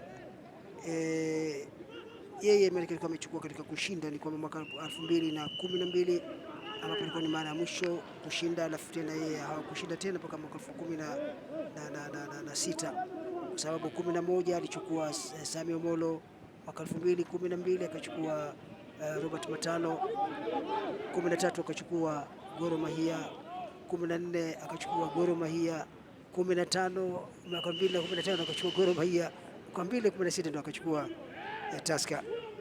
Tusker timu kubwa, Tusker jina kubwa, inabidi mwaka huu kama alivyosema mwalimu pale, Tusker jina kubwa nalijua, inabidi wajitatiti angalau waondoke na ubingwa. Wamesajili vizuri, ukiangalia wachezaji wa akiba walio nje kule sasa sanduku lile tena kukura chungume kwa sanduku la wanapata bao la ngapi sasa hivi? La 3. Manake huyo unakuta kwa kweli ni bao ambao anapata bao zuri kabisa, anapachika kupiga kichwa, manake kwa kweli alikuwa amejiweka mahali pazuri kabisa kwa kichwa hapo, ni kupiga kichwa tunakumaliza, kwa sababu unakuja kana huyo Michael Madoya, wajua yeye huyu ni mfungaji. Madoya hana haja manake unajua yeye ni mmoja, ukimpatia nafasi Madoya atatia madoa tu. Doa hatulazima tika doa, unaona alivyokwenda alipiga kichwa kabisa, na goalkeeper hangeweza kufanya chochote pale kwa sababu alikuwa hakuepo pale. Ule mpira maana umetoka upande mwingine na yeye alikuwa hakuepo, angalie kule liko na ule mpira ukapigwa, ulipita pale ukamkuta Madoya hapa na akajaza mpira ule kuyafanya mambo kwa magoli 3. Kwa hivyo nafikiri ni siku yao Tusker na vijana hawa, maana itakuwa kurudi tena, maana tena amefungwa kitambara pale Madoya. Unajua ndio ni kwamba kwa kweli bila shaka ni kazi kubwa pale, lazima aonyeshe mkufunzi kwamba yeye yuko sawa. Lakini usisahau kwamba huyu Madoya ni mshambuliaji so. Yeye ni mshambuliaji, lakini angalia jinsi pale mahali alipokuwa. Miaka ya jana juzi kakuwa ni mshambuliaji kutoka Zoo, kafunga mabao mengi sana Zoo, na leo achezesha katika safu ya ushambulizi, safu ya kiungo katikati, na ndio na kila mara Tusker wanakuwa wengi katika ushambuliaji, maana Madoya yuko mbele, Timothy yuko mbele, na Mando yuko mbele, Majoko yuko mbele, kwa hivyo wana ile ari ya kufunga, na ndio maana wana mabao 3. Ndio, lakini sasa pia unakuta kwamba kitu ambacho labda kina watatiza ni kwamba mifumo ni sawa tu, maana wote na katika ushambuliaji ni kwamba nyuma umeweka wachezaji 4, 3 wanaosambaza katika upande wa timu zote mbili, maana ni 3 na washambuliaji pia katikati na kule ushambuliaji, lakini unakuta wamezidiwa sana wanapanda. Ni kweli, nakubali unavyosema baba, mifumo ni sawa, lakini ndani ile mifumo, katika ile usawa wa mifumo kuna uzoefu zaidi. Tusker wana uzoefu zaidi katika huo mfumo kuliko hawa Nzoia, na hiyo ndio tofauti. Nakubali kwa sababu vijana kama nilivyosema ni vijana wadogo, lakini mimi pia mpaka sasa hivi siwezi hata kusema nikasema kwamba ndio mwisho, la hao watoto lazima waangalie sana. Ngoma ndio inaanza hapa. Maana hapa ndio kuna maasia alitendeka. Aliguswa hapa, maana kuna kitu pale ukosi Kevin Okoth. Kuna kitu kimetendeka, lakini nafikiri refa hakuona, atajuzwa nafikiri. Alipigwa hapa kiatu Kevin Okoth na kutoka damu, ambaye yeye ameingia mahali pa Jackson Masharia, mchezaji wa kiungo, maana kama mnajua yeye mskomani Jackson Masharia kwa kweli ni mchezaji mzuri, na yeye ni pia msambazaji. Anapokuwa katikati ulikuta kuna kitu kilitendeka hapa, analirudia kampiga Kisugino kile. Kisiguru Kisuku ndio jinsi tunavyokitaja. Na ni hatari sana. Referee imempita hicho ni kadi nyekundu bila hata mazungumzo. Hapa kadi nyekundu bila hata mazungumzo. Kuta bila shaka anatoka Awita Bats, anaingia polisi huyu Kwezi. Ni Mganda huyu.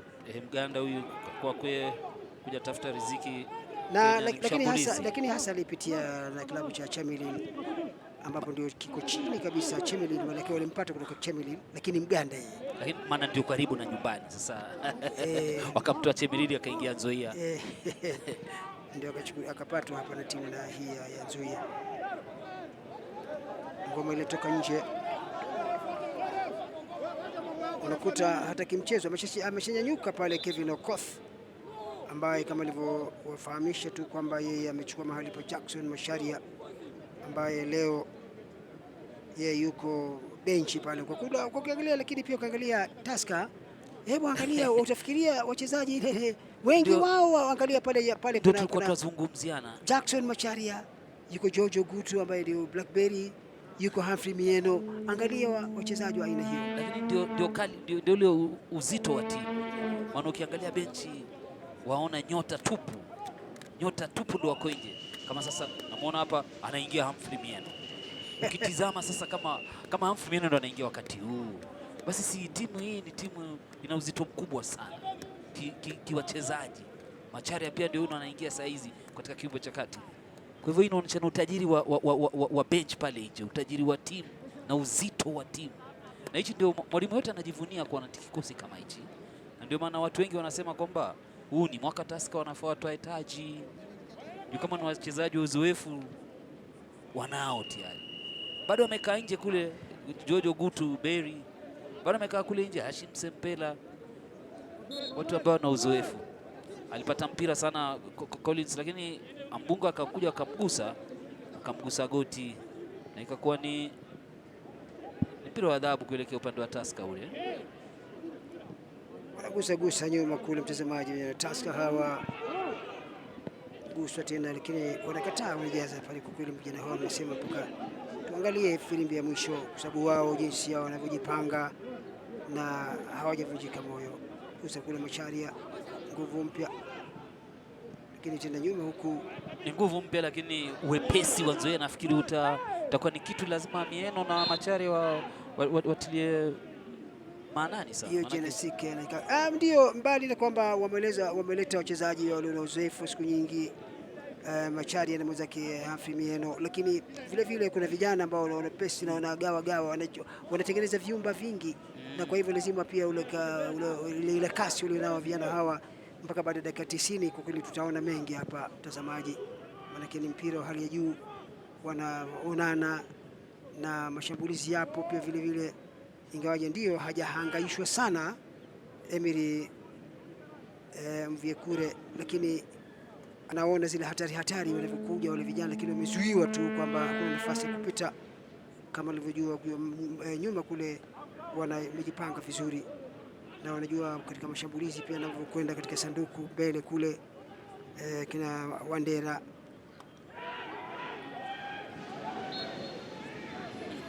Referee piga filimbi pale, wanakuta Humphrey Mieno kamvisha mtu kanzu ya lazima.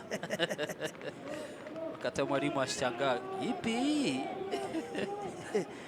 Alikuuliza ni ipi ile, manake mpya nafikiri ile, lakini nasema mimi sivai, lakini kanzu navaa joho labda.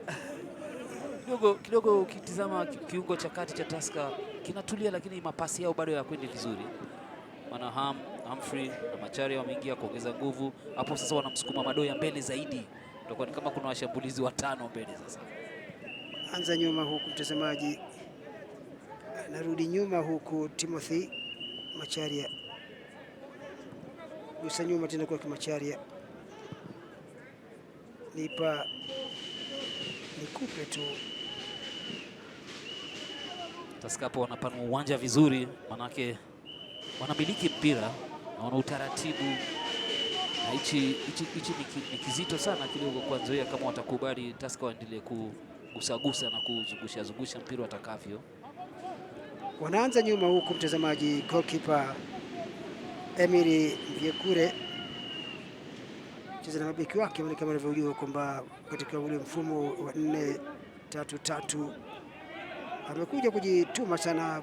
Walivyoona pale Machari alikuja kujaribu kugawa zaidi, hasa pamoja na mwenzake Humphrey Mieno, mchezaji wa kiungo, ndio kuleta nguvu zaidi na kuweza kupata mabao mengi. Ngoma ile itatoka nje kwa sababu amekwenda kwa kasi sana kupata mpira ule, lakini kwa mpira mwingi ule. Unajua kijana huyo anajituma sana. Kila mara unamkuta yupo Robert. Anaanza tena nyuma kule. Majaka kakutwa. Kama nilivyosema hata kimchezo je, huyu kijana huyu Karani, huyu Ian Karani Kampandili ana uhuni kidogo wa mtaani. Unajua kama atokea Kariobangi pale, Kariobangi waambii chochote. Badiliko anatoka hapa sasa hivi ni kijana huyu Leonard Kasembeli, na anaingia sasa hivi ni kijana pale Nzano huyu Edgar Nzano ambaye pia ana uzoefu kidogo, kakuwa Nzoia kwa siku kadhaa. Edgar Nzano anachukua sasa hivi. Edgar Nzano mshambuliaji kweli. Ndio kitu mwalimu Nzoia anajaribu kufanya, licha ya kwamba yana mabao matatu chini, ni kuongeza nguvu kwenda mbele, angalau kuangalia katika mabao mawili haya kubweli moja. Asike alichelewa alimkuta, manake alikuwa ashacheza mpira tayari. Manake unajua vijana wepesi hao. Asike unajua nyuma kule pia naye anajua, ashawajua kwamba vijana ni wepesi, mzito kidogo, lakini anao tu kuhakikisha kwamba la kuzuia angalau wasipate chochote pale, kwa sababu bado nafasi ipo, dakika nyingi mno zipo. Maanake pamoja na zile za ziada ni kwamba zaidi ya dakika 30 zipo, ni mingi sana. Dakika 30 katika mpira, na kama umefungwa unajua hakuna la kupoteza zaidi, zishapotea. Kwa hivyo ni kung'ang'ana na kukomboa ile bao, kung'ang'ana na kujisukuma mbele, kutengeneza nafasi za kufunga na angalau kukomboa mabao mawili haya. Angalia ikabu hapa mtazamaji, wanajaribu kuzuia hapa. Je, itazalisha nini? Unakuta inapigwa ngoma ile paisha kitoka nje na kuwa ni goal kick. Nguvu mpya ameingia hapa Edgar Nzano, ndiye aliopiga mpira ule. Aliupiga vizuri, aliupinda vizuri juu ukuta ule wa binadamu, lakini alikuwa amenyanyua mpira juu kidogo sana, ukapaa hapa juu. Dakika 62 mapema tu katika kipindi hiki cha pili, lakini wanakwenda kwenye mlango la vijana hawa.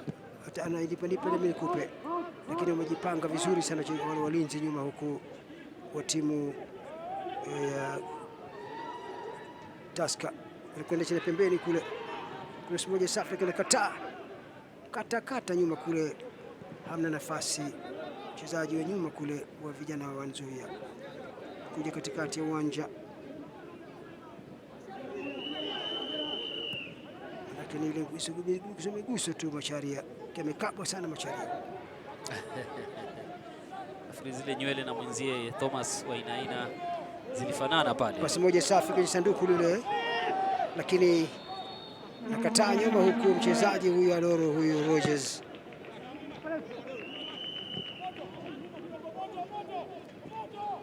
Pasi moja safi kwenye sanduku lile, tuangalie goalkeeper anakwenda kweli, cheza vile vizuri kabisa. Benson hapa Mangala fanya kazi nzuri. Maana akisema atangojea basi atangoja vihoja. Mangala wanamjua asilimia 52 sasa hivi kwa vijana Tusker kwa 48, lakini naona ni hapa kwa hapa. Nzoia wanakuja pia, wanakuja vijana hawa, lazima waangaliwe vizuri sana hawa, kama nilivyosema kwamba wanake bado ni vijana wadogo tu. Anakwenda pale Wakungu, na safi kule, hatari kwa sanduku kule, tena ile toka nje na kona ile. Walikuwa wamelivamia lango lile vijana hawa kweli. Kuangalia mambo, sijui hata kwa nini alipata mpira mzuri sana kutoka kwa Thomas Wainaina pembeni. Kwa nini aligusa mara ya pili? Angelikipiga kimoja mara hiyo angeweza kupata fursa ya kufunga. Hapa wanavamia pale kama mfano wa nyuki vijana hawa wa Nzoia. Miguso na kwenye sanduku ni bado tu wanajituma kwa kweli vijana hawa. Ni pale kupi moja sangi kuna mtu pale wanakwenda kwa kasi wanayo. Unaona tofauti ya ujana ujana kidogo na uzee, maana kule ujana sasa wanautumia vizuri kukwepa, kuharakisha mchezo. Maana saa hizi nafikiri Tusker pia wataki mchezo harakishwe sana, wanataka kufanya kuongoza ile speed ya kucheza, lakini ndio Nzoia wanataka kuongeza kasi katika mashambulizi yao.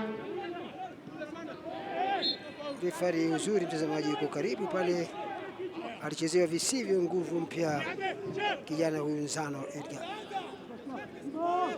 Alipata fursa lakini sasa alikuwa shopata Edgar, alikuwa shauzuia mpira vizuri, Ambungo akaja akamwingia kimoja. Alikuwa ni Boris pale Kwezi, unajua naye pia amekuja hivi kijana huyu kama nilivyosema, bila shaka kuingizwa kwake pamoja na Edgar Nzano, bila shaka unakuta pia wanakwenda vamia sana lango lile kuhakikisha kwamba angalau wana kursi moja safi kwenye sanduku lile. Bado tu mpira kwa pale kwenye sanduku lile, lakini kuunganisha, lakini wanakataa. Bado ngoma ile inatoka nje, bado tu shambulizi kwenye lango la Tusker kule, jaribu kuunganisha kule toka mbele, wana ni heri lawama kuliko fedheha. Wanapiga kona bila kona ile. Kona kapiga nje. Hebu tuangalie mashambulizi mazuri, maana alipata mpira kutoka pembeni, kausimamisha vizuri, kapinda, kautoa. Ni goal kick. Goal kick ya maana ilikuwa naona tayari, maana ilikuwa nimeona tayari ameshakwenda hewani Boris pale yuko peke yake. Kwezi, lakini Kwezi kapiga kichwa, lakini kapiga kwa nje. Lakini unakuta kwa kweli Kwezi huyu maana ilikuwa nishamuona kwenye sanduku lile. Kwa hivyo mfungaji ni hatari, mshambuliaji mzuri sana, atacheza kule chini na ameleta nguvu mpya katika mfumo huu ambao kipindi cha pili sasa, baada ya kufunga bao la 3 mwalimu amebadilika, anaona kama kama kuna watu watatu. Nzoia amebaki sasa pembeni, ndio anasukuma wale wabili wake ambaye ni Ian Karani na Thomas Wainaina. Pata mpira mzuri sana kutoka pembeni kule, kau control, lakini ali control kwa mbali. Laiti angekutana nao kimoja ingekuwa ni afadhali mno, angepata fursa angalau ya kufunga Kevin Juma, lakini siwezi mlaumu, maana hajazoea kwa pale, ni kiungo mzuiaji, hivyo kufika pale ilikuwa ni kama kwa bahati, lakini angekutana nao mmoja ukienda golini ingekuwa ni mambo tofauti hivi. Tusker katika kuwakilisha Kenya inanikumbusha nyuma tu katika miaka ya 1988 nakumbuka akiwa Sudan kule, ambapo waliweza kuingia katika fainali za michuano ya klabu bingwa Afrika Mashariki na Kati Sekafa, walipokutana na Al Merreikh ya Sudan, wakiweza kuibariki. Walikwenda katika michuano hiyo bila kushindwa, walikuwa kigeni unbeaten, na wakachukua 1988 wakaifunga magoli 2-0. Kwa hiyo imerudisha nyuma miaka kadhaa, ambapo nakumbuka vijana hawa walikuwa si breweries ya mchezo wakati huo. Manake huyo unakuta ni kwamba walikuwa wao hawacheki na mtu, walikuwa kusimama na mtu. Manake nakumbuka walikuwa na wachezaji kama vile Joseph Kibera ambaye alikuwa ni goalkeeper wakati huo, alikuwa na Heri Odhiambo mchezaji wa nyuma, Malupi Makuto pia alichezea, walikumbuka pia amewahi kuchezea Gor Mahia, mchezaji wa nyuma Agre Fayo, mchezaji wa nyuma katikati Dino Kitavi alikuwa mchezaji wa kiungo, Douglas Mutua kiungo, Paul Nyonyera mshambuliaji mbele kule, Isa Salim na vile vile Jojo Pondo ambaye sasa hivi ni team manager, alikuwa katika kikosi cha 1988 kwa kiungo hatari Sudan. Kwa hiyo Tusker ni moja tu kati ya timu zile kubwa ambazo zinafahamika sana na zina mengi ambazo zimezokuleza mengi kwa timu yetu kuweza kuifanya timu au kuweza kuifanya bendera yetu ama wanakwenda kwenye sanduku lile tena kule, lakini hapa tayari maana kwa kishaotea shazidi laini ya kwanza, hakuna mchezo pale, mnakuta yupo hapa ni Samuel Kuria, pata mpira mzuri sana kutoka Majoku, lakini tayari alikuwa hatua moja mbele tu pale. Timothy angekuwa anaandika bao lake la 3 hapa leo. Tusker ni timu kubwa mchezaji majukumu ni kwamba wanapelekwa sana na vijana hawa sana na mpaka filimbi ya mwisho. Maana hatuwezi kusema kwamba wamefunga magoli matatu ni kwamba tu wale wanaongoza. Hatuwezi kusema wameshindwa, bado wanaendelea. Tusker wanaongoza magoli 3-1. Kweli Anakula kadi ya njano Michael Madoya, manake ni captain. Nafikiri yenge kwa kwanza kwa nidhamu, kwa sababu amempiga Peter Jean. Kama nilivyosema, huyu kijana Peter Jean, huyu ni mmoja wa wachezaji wa zamani sana. Unajua, manake tangu mwaka 2012 alikuwa yuko pale na amekaa sana na timu hii, manake ana uzoefu siku nyingi na amekaa sana na timu hii ya Nzoia ama klabu hiki cha Nzoia sana. Peter Jean na ni kiungo mwenye piga mapasi mazuri, ajua kukaba vizuri na ni nguzo moja katika timu ya Nzoia.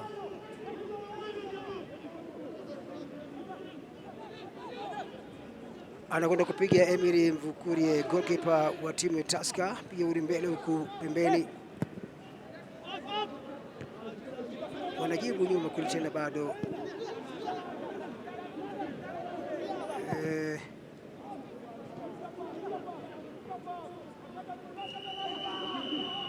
Nipa vyumba vya kutosha vijana hawa. Nafikiri ameonawa pale na kagusa, kwa sababu kama nilikuta kijana huyu ni mwepesi sana na ana chenga za maudhi Thomas Wainaina na pasi za, lakini ndio mabadiliko hapa. Lokwang anatoka huyu. Lokwang anakuja Simiyu kijana mdogo. Mechi iliyopita ya Kariobangi Sharks alianza huyu mdogo sana toka shule. Na yote ni kuongeza nguvu katika safu ya ushambuliaji. Hivyo ni Ian Simiyu anakuja. Wacha tumsajili hapo Simiyu.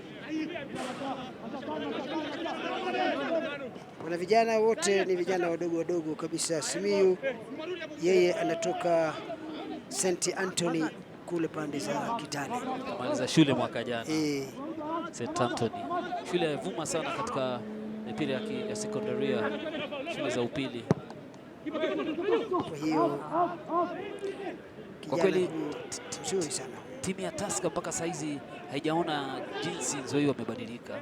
Maana inabidi pia wabadiliki kwa mfumo pia, angalau waweze kuwakumba na kukomesha haya mashambulio ambayo Nzoia wamekuja nayo mapya. Nafikiri mwalimu bado hajaona hilo. Maana Nzoia saizi kwa kipindi kidogo, dakika 10, anamuonesha maishara kitu cha kufanya. Nipata nafasi nzuri sana, Majaka alikwenda. Kwa kweli hatuwezi jua, alisemekana alikuwa amezidi kabla hajaupata ule mpira, lakini alikuwa amefunga bao tamu sana. Ingelikuwa bao lake la 3 katika mechi moja. Leo uwanja huu ungelikuwa na mambo ya 3-3. Nategemea vile itakavyokuwa, maanake ile jinsi ni kwamba vijana hawa bado na imani tu kwamba kulingana vile jinsi walivyocheza vijana hawa, na bado sio kwamba wamezidiwa sana kimchezo, ni kwamba pia wanakwenda mlangoni kule, lakini kama nilivyosema ule uzoefu mara nyingi, hebu angalia walipokwenda. Ile pia ni fursa nyingine, Timothy alikuwa amepata fursa ya kufunga bao, hawajazidiwa kwa kweli. Mashambulizi mengi ya Tusker yanafaulu kwa sababu ya upungufu wa uzoefu wa wachezaji wa Nzoia pale nyuma. Na pia wamwangalie sana huyo Timothy, kwa sababu unajua yeye hujificha kila mahali pale na hajulikani yuko wapi. Kushtukia tu yeye amekwenda, mashambulizi yake ni kushtukiza tu, unakuta sasa vile tayari shingia kwenye sanduku lile. Pasi moja safi nzuri, goalkeeper lakini ni mwepesi sana Benson huyu Mangala. Kwa kweli ni asili nzuri sana nayo Timothy, maanake kama mshambulizi unaotea lazima ujifiche bali ujibane, wenzio wakuone, adui asikuone, ndio sasa uweze kufaulu katika lile shamba. Cheza vizuri Rogers Aloro, cheza vizuri kabisa nyuma kule kwa mlinda goalkeeper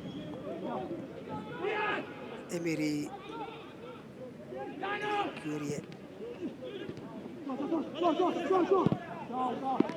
Vikure huyu ni goalkeeper kwa kweli fanya kazi nzuri. Amesaidia tangia ingie Tusker shikashike. Mechi ya kwanza Robert Boyle tugwa mabao 5 tangia siku hino mpaka wa leo. Emery Mvukire raia kutoka Rwanda anafanya kazi nzuri. Maana mechi zote Tusker wamekuwa wanashinda. Ni moja tu wamepoteza ya Ulinzi ya wiki jana. Kwa hivyo ni dhibitisho halisi kwamba goalkeeper pia anafanya kazi nzuri katika goli pale.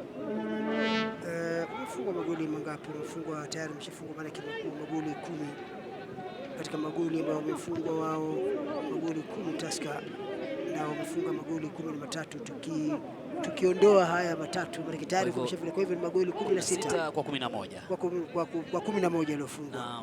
Kwa hiyo ni kwamba wao wako sawa, naweza nikasema ndio timu ya pekee yake sasa hivi inaongoza katika ufungaji wa magoli mengi, kwa sababu wana magoli 16. Na kwa mabao 11 yaliyofungwa 5 ni ya Robert Boyle. Kwa hivyo Mvukire kidogo kafunga mabao machache, licha kwamba timu imekuwa inafunga. Wanashinda ndio, lakini wanafungwa bado. Ubaya ni kwamba unafungwa, lakini timu hasa ambao wamefungwa magoli kidogo zaidi ni Gor Mahia, amefungwa magoli 3 peke yake, pamoja na Leopards pia nao wamefungwa magoli 3 peke yake, na ziko wako na nyingine pia vile vile kama Ulinzi. Sasa nao wakifungwa na hili ikihesabiwa na hili pamoja, wamefungwa magoli 4 wakiwa sawa na Posta Rangers magoli 4 na vijana wa Western Stima magoli 4 na hizi nyingine kwa kweli wameweza kufungwa tu. Kwa hiyo lazima wajipange vizuri. Hatari kule kile atakosa nafasi moja nje, itakuwa bila shaka nafasi ya wazi. Walikuwa wameshaingia ndani kule, kijana huyu kaja kwa kasi kabisa, nguvu mpya kijana huyu Boris Kwezi. Lakini Ambungo alikuwa ashamuona na akauchanua mpira. Laiti ya kwamba alikuwa amezidi, alikuwa katika ameotea. Laini ya pili tayari alikuwa amekeshamuona kule kwamba yule kaotea, ambaye ni Joshua Chila. Brazili karibu mara 3. Shiko mara 3 katika offside. Lakini je, kule kwa mara nyingi unazidi, nafikiri ni ishara nzuri. Ile ni ishara tu ya kuonyesha kwamba mtu ana uchu wa kushambulia kila saa. Hiyo nafikiri ni nzuri, ni vizuri, kwa sababu wanatafuta sasa hivi kuangalia kupunguza ile idadi ya magoli. Macharia anachukua tena mbele kule, baada ya kugusa tayari kule sanduku kule, lakini kabwa kabisa, maana hakupewa nafasi ya kugusa hata kupiga mpira ule kwenye sanduku lile. Kweza huyo kaleta nguvu mpya. Kwa kweli kijana huyo ameleta nguvu sasa hivi. Boris Kwezi amekabwa kabisa, Mganda anatumia hekima na busara mingi sana kumweka katika upande usio wake wa kushoto na kumsukuma kidogo na kutoa mpira. Anakamata goalkeeper. Walimpata kijana huyu Kwezi kwa timu yake ya wakati huo Chemelil, ambayo hawajashinda mechi yoyote, hata sare hawajapata, ni kushindwa tu katika mechi zao zote ambazo wamezicheza. 6 zote wamefungwa. Kwa kweli si kitu kigeni hichi, na pia ni kitu cha kushangaza, maana lazima kuna kijisababu haswa. Maana Chemelil, kumbuka, ni timu imekuwa hatari kule, goalkeeper cheza kwa kweli anastahili sifa Benson Nwangala, lakini tayari ilikuwa amenyanyua hapa kibendera hapa laini ya kwanza. Mshika kibendera huyu ambaye ni Samuel Kuria alikuwa anamuona tayari kwamba kishazidi, na kwa kweli ilikuwa kishazidi, kalikuwa shazidi kwa kweli, ilikuwa kishaingia ndani kule, kishapanda kule. Madoya, nakuta Madoya saa zote yuko ndani kwenye sanduku kule. Yeye saa zote namkuta waika na uchu kule, yeye mchezaji maana kule usambazaji, lakini pia unakuta katika ushambuliaji yuko kule mbele, anagawa, na pia yupo vile vile katika ushambuliaji pale mbele. Ufungaji una raha zake.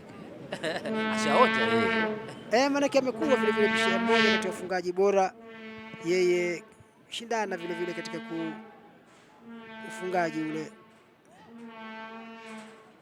hasa wakati amelipokuwa na Zu kakuwa Zu pale wakiwa na Kirui kwa mfungaji bora. Madoya namba 2 mfungaji, funga zaidi ya mabao 13, simu nafikiri miwili kifuatana, hivyo anajua utamu wa kufunga. Macharia kusimaje safi kwa sanduku lile, nipa nikupe, lakini sana ni sana. Maana lao angetetea penalty sasa hivi tena ingekuwa zaidi. Lakini alicheza mpira. Lakini kijana huyu naye pia ana viatu vingi huyu Ian Karani huyu. Ukanjuza asili yake atokea Kariobangi Sharks. Kwa hivyo lazima pia ana mtaani kidogo ule ungangari. Ana mchezo ule. Unaona sasa ashapiga kiatu kwa chini lakini inasemekana tu kwamba kautoa mpira yeye. Lazima awe macho sana. Kijana huyu Karani ana mchezo. Maana amempata katika klabu ya vijana. Kaja na mwalimu. Maana pia mwalimu wake ambaye ndio mwalimu saa hizi Charles Omondi alikuwa mkufunzi katika timu ya Kariobangi Sharks. Kawaida, kwa nini wakufunzi mnapotoka katika timu fulani lazima utatoka na wachezaji mmoja au wawili hivi? Akikupendeza na unaanza fanya kazi naye siku za usoni, waenda naye. Maana pia anakujua, amekuelewa, itakuwa ni kama pia ana upeo zaidi kwa kile unataka kukifanya. Kwa hivyo unabeba wawili watatu. Anza nyuma huku katikati kule wingi kule wanaingia kwenye sanduku kule hatari kule, goalkeeper kule. Hapa wanafanya bao safi kabisa. Hapa mtazamaji, kwa kweli unaona vijana kama nilivyosema, bado tu vijana wajituma kwa kweli, hawa lazima waangaliwe. Ian Simiyu nguvu mpya anaingia hapa, anaweza kupata bao ili punguza idadi ya magoli yale, anapunguza pale. Ian Simiyu nguvu mpya, bao zuri kabisa. Tusker waliwazia kwamba kazidi, lakini hakuwa amezidi, alitoka mbali sana na alikuja na spidi ya juu sana, kaugusa mpira mmoja kwenda ndani, kapachika shuti, licha kwamba goalkeeper aliusaidia kidogo, lakini hakubashua kabisa, ukabashika mpaka ndani ya goli. Mimi kitu ambacho amenifurahisha sana, kiweza kunifurahisha kijana huyu Simiyu ni kwamba yeye baada ya goalkeeper ametoka, alijaribu kupangua mpira ule, lakini hakuvunjika moyo. Yeye alizidi tu kufuatilia vile na kuweza kupunguza ile idadi ya magoli. Angalia vile jinsi tu mambo yalivyozidi kuwa. Tuna mechi hapa kwa Tusker magoli 3, Nzoia magoli 2. Kwa kweli hapa ni bila shaka mtazamaji, nimezungumza mimi tu kwamba chochote kinaweza kutokea. Vijana hawa bado tu wana nguvu, na ukiangalia maana hasa ilikuwa kunakuta kwamba mambo yalivyokuwa pia ni vile mashambulizi. Kwa hivyo mpaka firimbi ya mwisho vijana hawa wakaanza, wana kasi yao, ni wepesi sana na wanaelewana vizuri, na imani tu kwamba inaweza chochote kinaweza kuwa. Timothy hapo Otieno anagaga chini, angalia hivi vilivyofanywa kule, maana yake walimaliza kabisa. Kaguswa. Huyu ni Igol Mohamed huyu. Unajua ndio ile maana yake huyo alimpata kutoka Mount Kenya ile ambayo sasa ya Mount Kenya ambayo ni zamani na kumati. Ile shikaji ndio alimpata kijana huyu. Ana uzoefu. Kagusa mahali anajua urudi tena. Wanasumbua sana wewe. Maana yake alimuona kwamba yeye anawasumbua. Ndio tatizo kubwa kwao. Kila mara akigeuka huku yupo anakokwenda ndiye, lakini hapo chini hapo Mwiba. Manake wanapeleka sana kijana huyu, kwa hivyo lazima huyu apigwe viatu, na kama unavyojua ndivyo unavyojua kwamba ule mti ule na matunda yale mazuri, basi hauna budi kurushiwa mawe. Ni kweli lazima urushe mawe, licha kwamba saa zingine ni mbinu mbaya ambazo kama mkufunzi wamwambia bana, mbona akusumbua sana, msimamisheni yule. Mbinu ambazo walimu wanapenda sana kutekeleza, kukata makali ya washambulizi wapinzani. Nimezungumza mtazamaji, kama unafungulia redio ya unafungulia runinga yako au labda unatizama katika njia nyingi za kuweza kuangalia mpira siku hizi. Kwa hivyo mojawapo ni kwamba unaona tu vijana hawa ni magoli 3 wamefungwa kwa 2, lakini unakuta bado hawajavunjika moyo. Kwa hivyo ni mpaka dakika 90 na labda za ziada tujue kwamba nani amefanya nini, lakini ni kuvute vijana hawa wadogo. Kitu ambacho wanakosa ni ule uzoefu wa siku nyingi, lakini wanapelekana sana. Na pia ukiangalia ni kwamba pale mahali pa nusu kwa nusu, mtu akitia mguu na wao pia wako tayari. Pili na hayo, mfumo umebadilika, Tusker bado hajabadilisha. Maana hata ukitizama kule pembeni chini katika runinga yako hapo juu, unapata mchezaji wa Nzoia yuko peke yake. na mpira unapopigwa pande hile kabla Tusker wafike kule, ule atakuwa vivyo ndio Ian Simiyu amefanya size hizi. Kwa hivyo Tusker inabidi wabadilishe mfumo wanaocheza angalau kuzingatia. Wajichunge sana vijana, wajichunge, maana ni wepesi wao, wako kila mahali, unakuta wanakuwa ni wengi, wanashambulia na wanarudi kuzuia, kwa sababu wana kasi, na unakuta wameweka kila mara Timothy wanamweka katikati, anapokwenda anaangaliwa, kwa sababu unaangalia kuna kijana huyu ni Gol Mohamed, yuko ambaye ana uzoefu wa siku nyingi, kinapokuwa na mpira unajua anaangalia ataweka wapi, alafu anavyopata kazi anaifanya huyu Peter Jean, yuko anagawa na anazuia nyuma kule kuhakikisha kwamba kusiwe na athari yoyote kule na kule kuingia ndio, lakini ajabu ni kwamba nafikiri wangepata nguvu zaidi baada ya kuingizwa hawa Tusker kuwaleta Mieno pamoja na Masharia. Nilikuwa nafikiri labda pengine kutakuwa na nguvu zaidi, lakini vijana ndio wanakuja wanazidi tu. Pasi moja tena nyingine pembeni huku, cross moja safi, kuna sadaka itatoka nje tena, heri lawama kuliko fedheha, maana vijana kuja tu pasi ndogo ndogo. Unaona sisi ilikuwa chonjo pale, Rogers Adoro ilibidi kutoka mzima, angalia walivyofanya, ilibidi auondoe, manake Thomas Wainaina alileta cross nzuri sana ya chini na nguvu, na ingelikuwa umegusa vibao ungekwenda kwenye hapa. Mtazamaji, ni shambulizi moja baada ya jingine unafanya Nzoia, vijana hawa wadogo tu wa shule wengi wao, cross moja safi kwenye sanduku lile, kuunganisha tena hapo nyuma, hatari tena kule kwenye sanduku, lakini wanakataa wachezaji walinzi wa nyuma kule wa timu ya Tusker, rudisha tena kwenye sanduku lile, lakini mpira nje mashariki, bado tunataka kwa mashariki wa kiwanja toka nje, mpira ule nje tena, kuna kurusha mara nyingine tena kuelekezwa kwa lango la Tusker. Anajituma sana, nguvu mpya, wanakuja vijana wanajituma sana, tena kwa nje tena.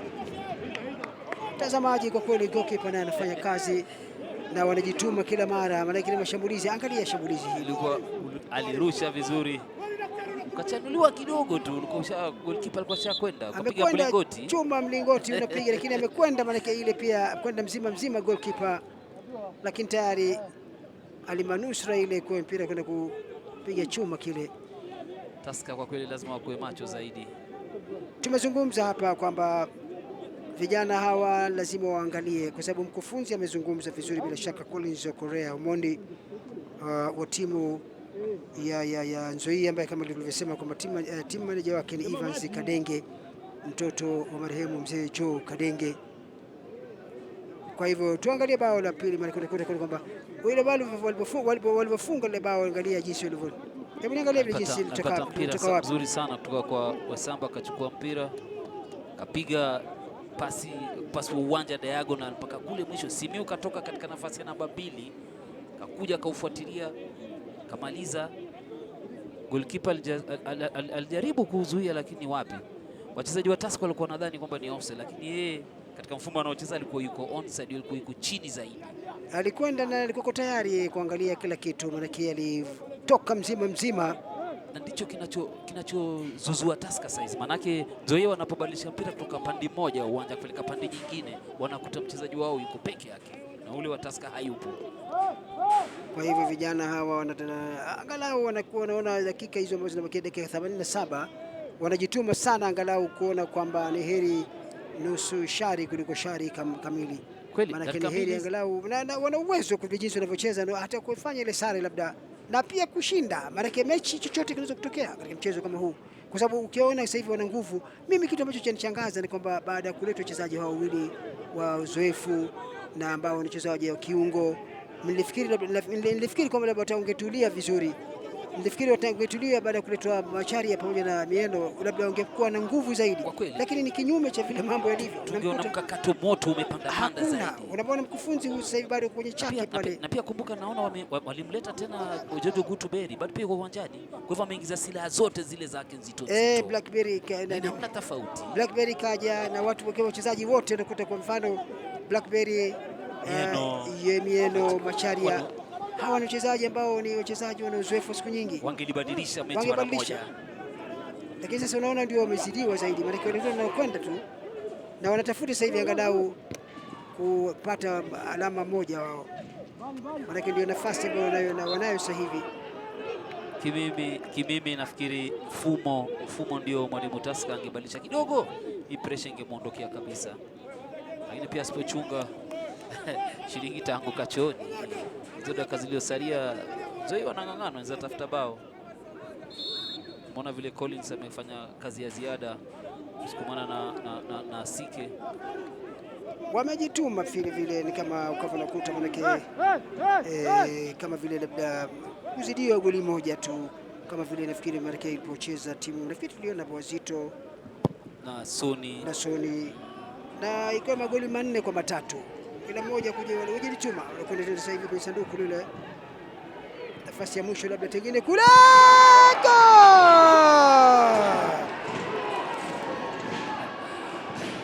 lakini hapana, Majaka amezidi kijana huyu. Angeuliwacha mpira ungeingia bao. Yeye mwenyewe tu manake kenda manake tayari kishazidi kule.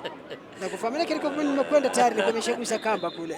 Umeshagusa kamba lakini akonacha usindikishe. Manake naona kwamba mimi nimeona kwamba yeye nimeona anakwenda. Sasa huku namkuta line ya kwanza ile Samuel Kuria ilikuwa anasema yeye manake kishaotea. Alikuwa ashamuona kwamba kishaotea pale. Kishazidi. Lakini mbona ukuta manake ile walivyokwenda manake angalia jinsi walivyokwenda. Beli alikwenda vizuri na mpira akaupeleka. Alikuwa shazidi atakiwa hapa hivi. Umesimama kaleta. Kwa kweli alikuwa shazidi kitambo. Laiti angeliuacha na wao. Wangeacha tusimame tu. Ingelikuwa bao. Basi acha kibao ilikuwa linaingia tu. Naam. Lakini ndio hivyo unajua ufikirie uwezo kufikiria kwamba utaingia na pia hakujiona na pia kutafuta sifa atakaandikishe bao andikishe pia kwamba kafunga. Basi pia unajua ndio kwa nini yuko pale. Na unajua mkufunzi Robert Matano maana hana mchezo. Kufanya mchezo unakwenda nje kwa kipindi kirefu. Mbona goalkeeper Mboya bado yuko nje mechi ya 8 tangia aingie kwenye mchuma. Na anajaribu nani akifanya mshindi maana dakika nyingi zimeongezwa sasa hivi 4. Kuna muda kwa yoyote labda hawa kuongeza na nafasi Tusker kuongeza bao la 4 na hawa vijana pia wana nafasi ya kuweza kukomboa bao hilo. Maana kuna nafasi ya kutosha hapa kuweza kurudisha bao hilo. Lakini kwa vile Nzoia wanavyosukuma kutafuta bao ili wanakwenda juu sana. Wanakwenda kweli ukiangalia. Tazama unaona watu wa Tusker kila mara wanabaki washambulizi wako peke yao. Kwa hivyo lazima wakayange sana wasipachikwe bao la 4 angalau. Robert Matano akiwa nambari 5 sasa hivi akishinda mechi hii ya leo atakuwa na alama 16, atakuwa pia atairuka pale Gor Mahia. Maana Gor Mahia ana alama 15, kwa hivyo akishinda wao leo akiwa nambari 5 watakuwa na alama 16 kwa mechi 8. Kwa mechi 8. Kwa hiyo watakuwa wanaongoza msururu wa timu 18. Shida kubwa ni kwamba timu zabaki na mechi mingi kama Gor. Inabidi wakija wapangiwe watu wapelekane sambamba kwa sambamba ndio vita vikue vikubwa hivi. Kwa hiyo na imani tu kwamba nafasi nzuri yao, na unajua kama nilivyosema kwamba Tusker mwaka huu na mwaka wao wanapiga kule lakini kwa nje kwa goal kick. Unajua kwa mkufunzi huyu Albert Matano vilabu vingi ameweza kutoka chini na kueleka juu kule. Angalia shambulizi kwanza hili. Alimkanyagia mpira vizuri sana. Hii Collins kapiga na uharakati mwingi sana ukakwenda nje. Ian Simi yule na mguu wa kushoto alikuwa mwachia pasi moja nzuri tu.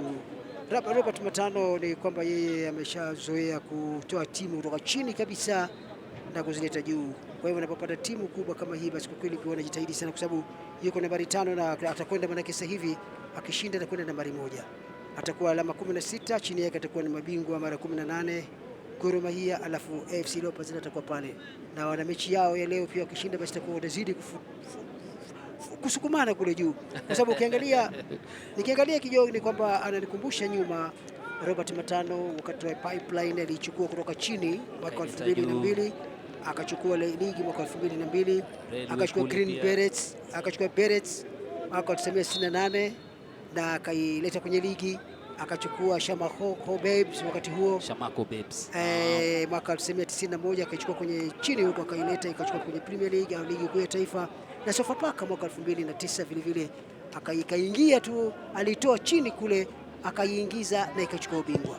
Kwa huyu ni mkufunzi ambaye ana ujuzi wa siku nyingi, ametoka miaka kadhaa, na pia vile amepewa nafasi ya kumsaidia. Nakumbuka amejaribu vile katika timu ya Harambee Stars, timu ya taifa. Nakumbuka kwa na fursa na Majidi, sijui nawaza na mzee Majidi kidogo pia vile. Firimbi hapa mtazamaji, na pulizwa hapa katika uwanja wa Machakos hapa.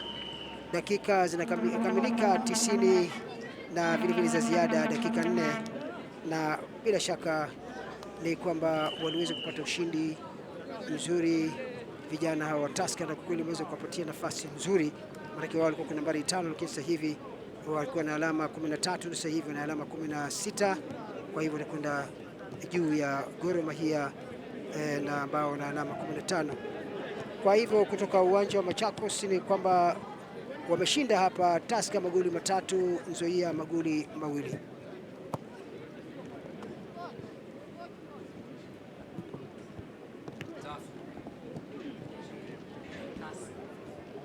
Hapa kwa kweli mtazamaji, ni kwamba ukiangalia alama, ukiangalia zile asilimia, ni kwamba vijana hawa Nzoia wameweza kumaliza kwa 60 ngapi, 62 kwa 52 kwa 48. Kwa hivyo tutakwenda kwake Bernard Otieno kutulikuwa zaidi kule chini.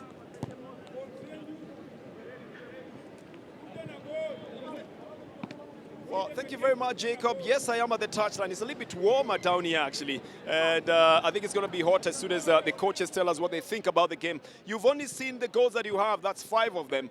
But in my count, I think we have 3 other goals that should have counted as well. They're not going to be part of the scoreline that you will see. But 2 of them on the Tusker FC side, in my opinion, have been scored by their own players. I mean, the goalkeeper trying to save the ball to go into the net, sends it into the net. And Wandera as well puts the ball in the net. But that's the story of football. Even the mistakes do count, and even the mistakes will be the ones that will get you down or get you up. But that's my story, plus Ghost story as well, as we went into that game. I've got the coach of the Nzoia Sugar side who's here with me as well. Coach, big game. Let me just take your cape a bit. I want to see your facial expressions as well when you tell me what went on. This was a game and a half.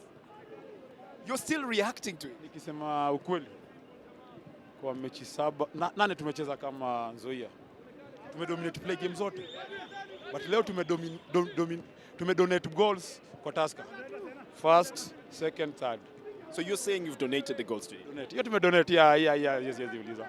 Ukiangalia bao zote 3 zimekuwa cheap goals. Then kuja angalia tunafunga bao ina gani.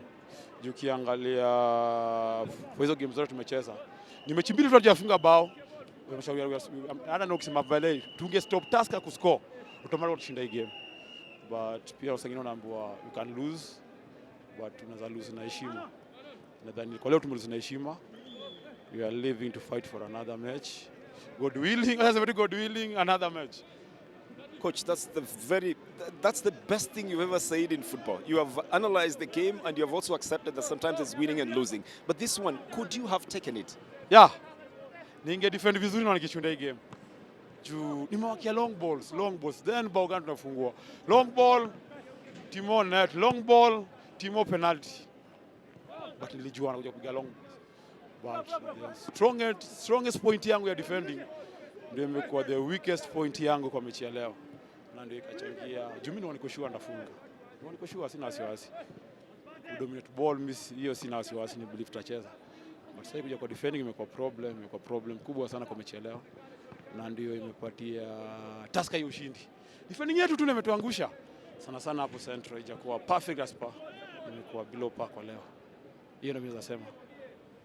Coach, tusiongeze kitu kingine. Thank you very much. Good luck in your next game as well, but a very good game that you have played. Asante sana, nashukuru. Okay. I tell you, if I try to translate what the coach has said, it will lose meaning. You only have to look at his facial expressions and his reactions to get what he's saying. He said they could have won this game. His weakest link was his strong point, which was the defense. That's what he has said. I will not add any more from that. You'll have to catch another translation sometime. I am with the assistant coach of the Tusker FC side, Charles Akeri is here with us. Hard game today for your side. Yeah, truly, Bernard, it was a hard game.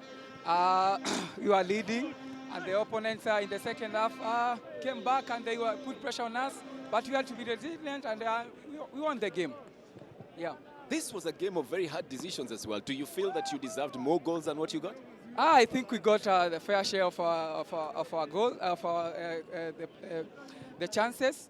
And I believe that the boys, as I told you earlier, we worked on the finishing of our finishing, and today the boys rose to the occasion. Was Majak at his optimum?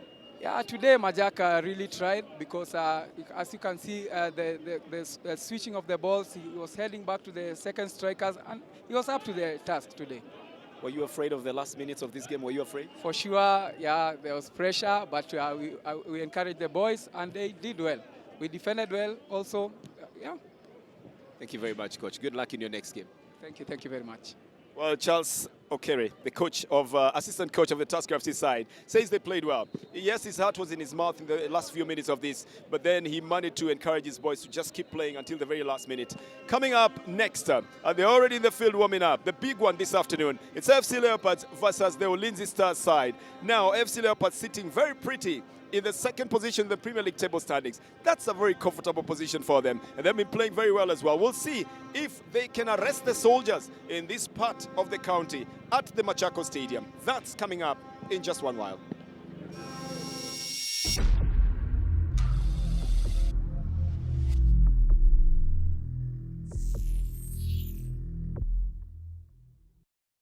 If you think this is just a game, you're wrong.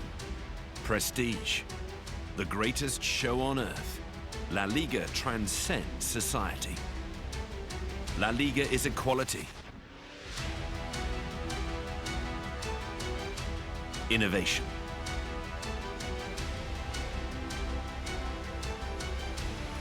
responsibility. La Liga is the future. La Liga is so much more. It's a different way of seeing the world.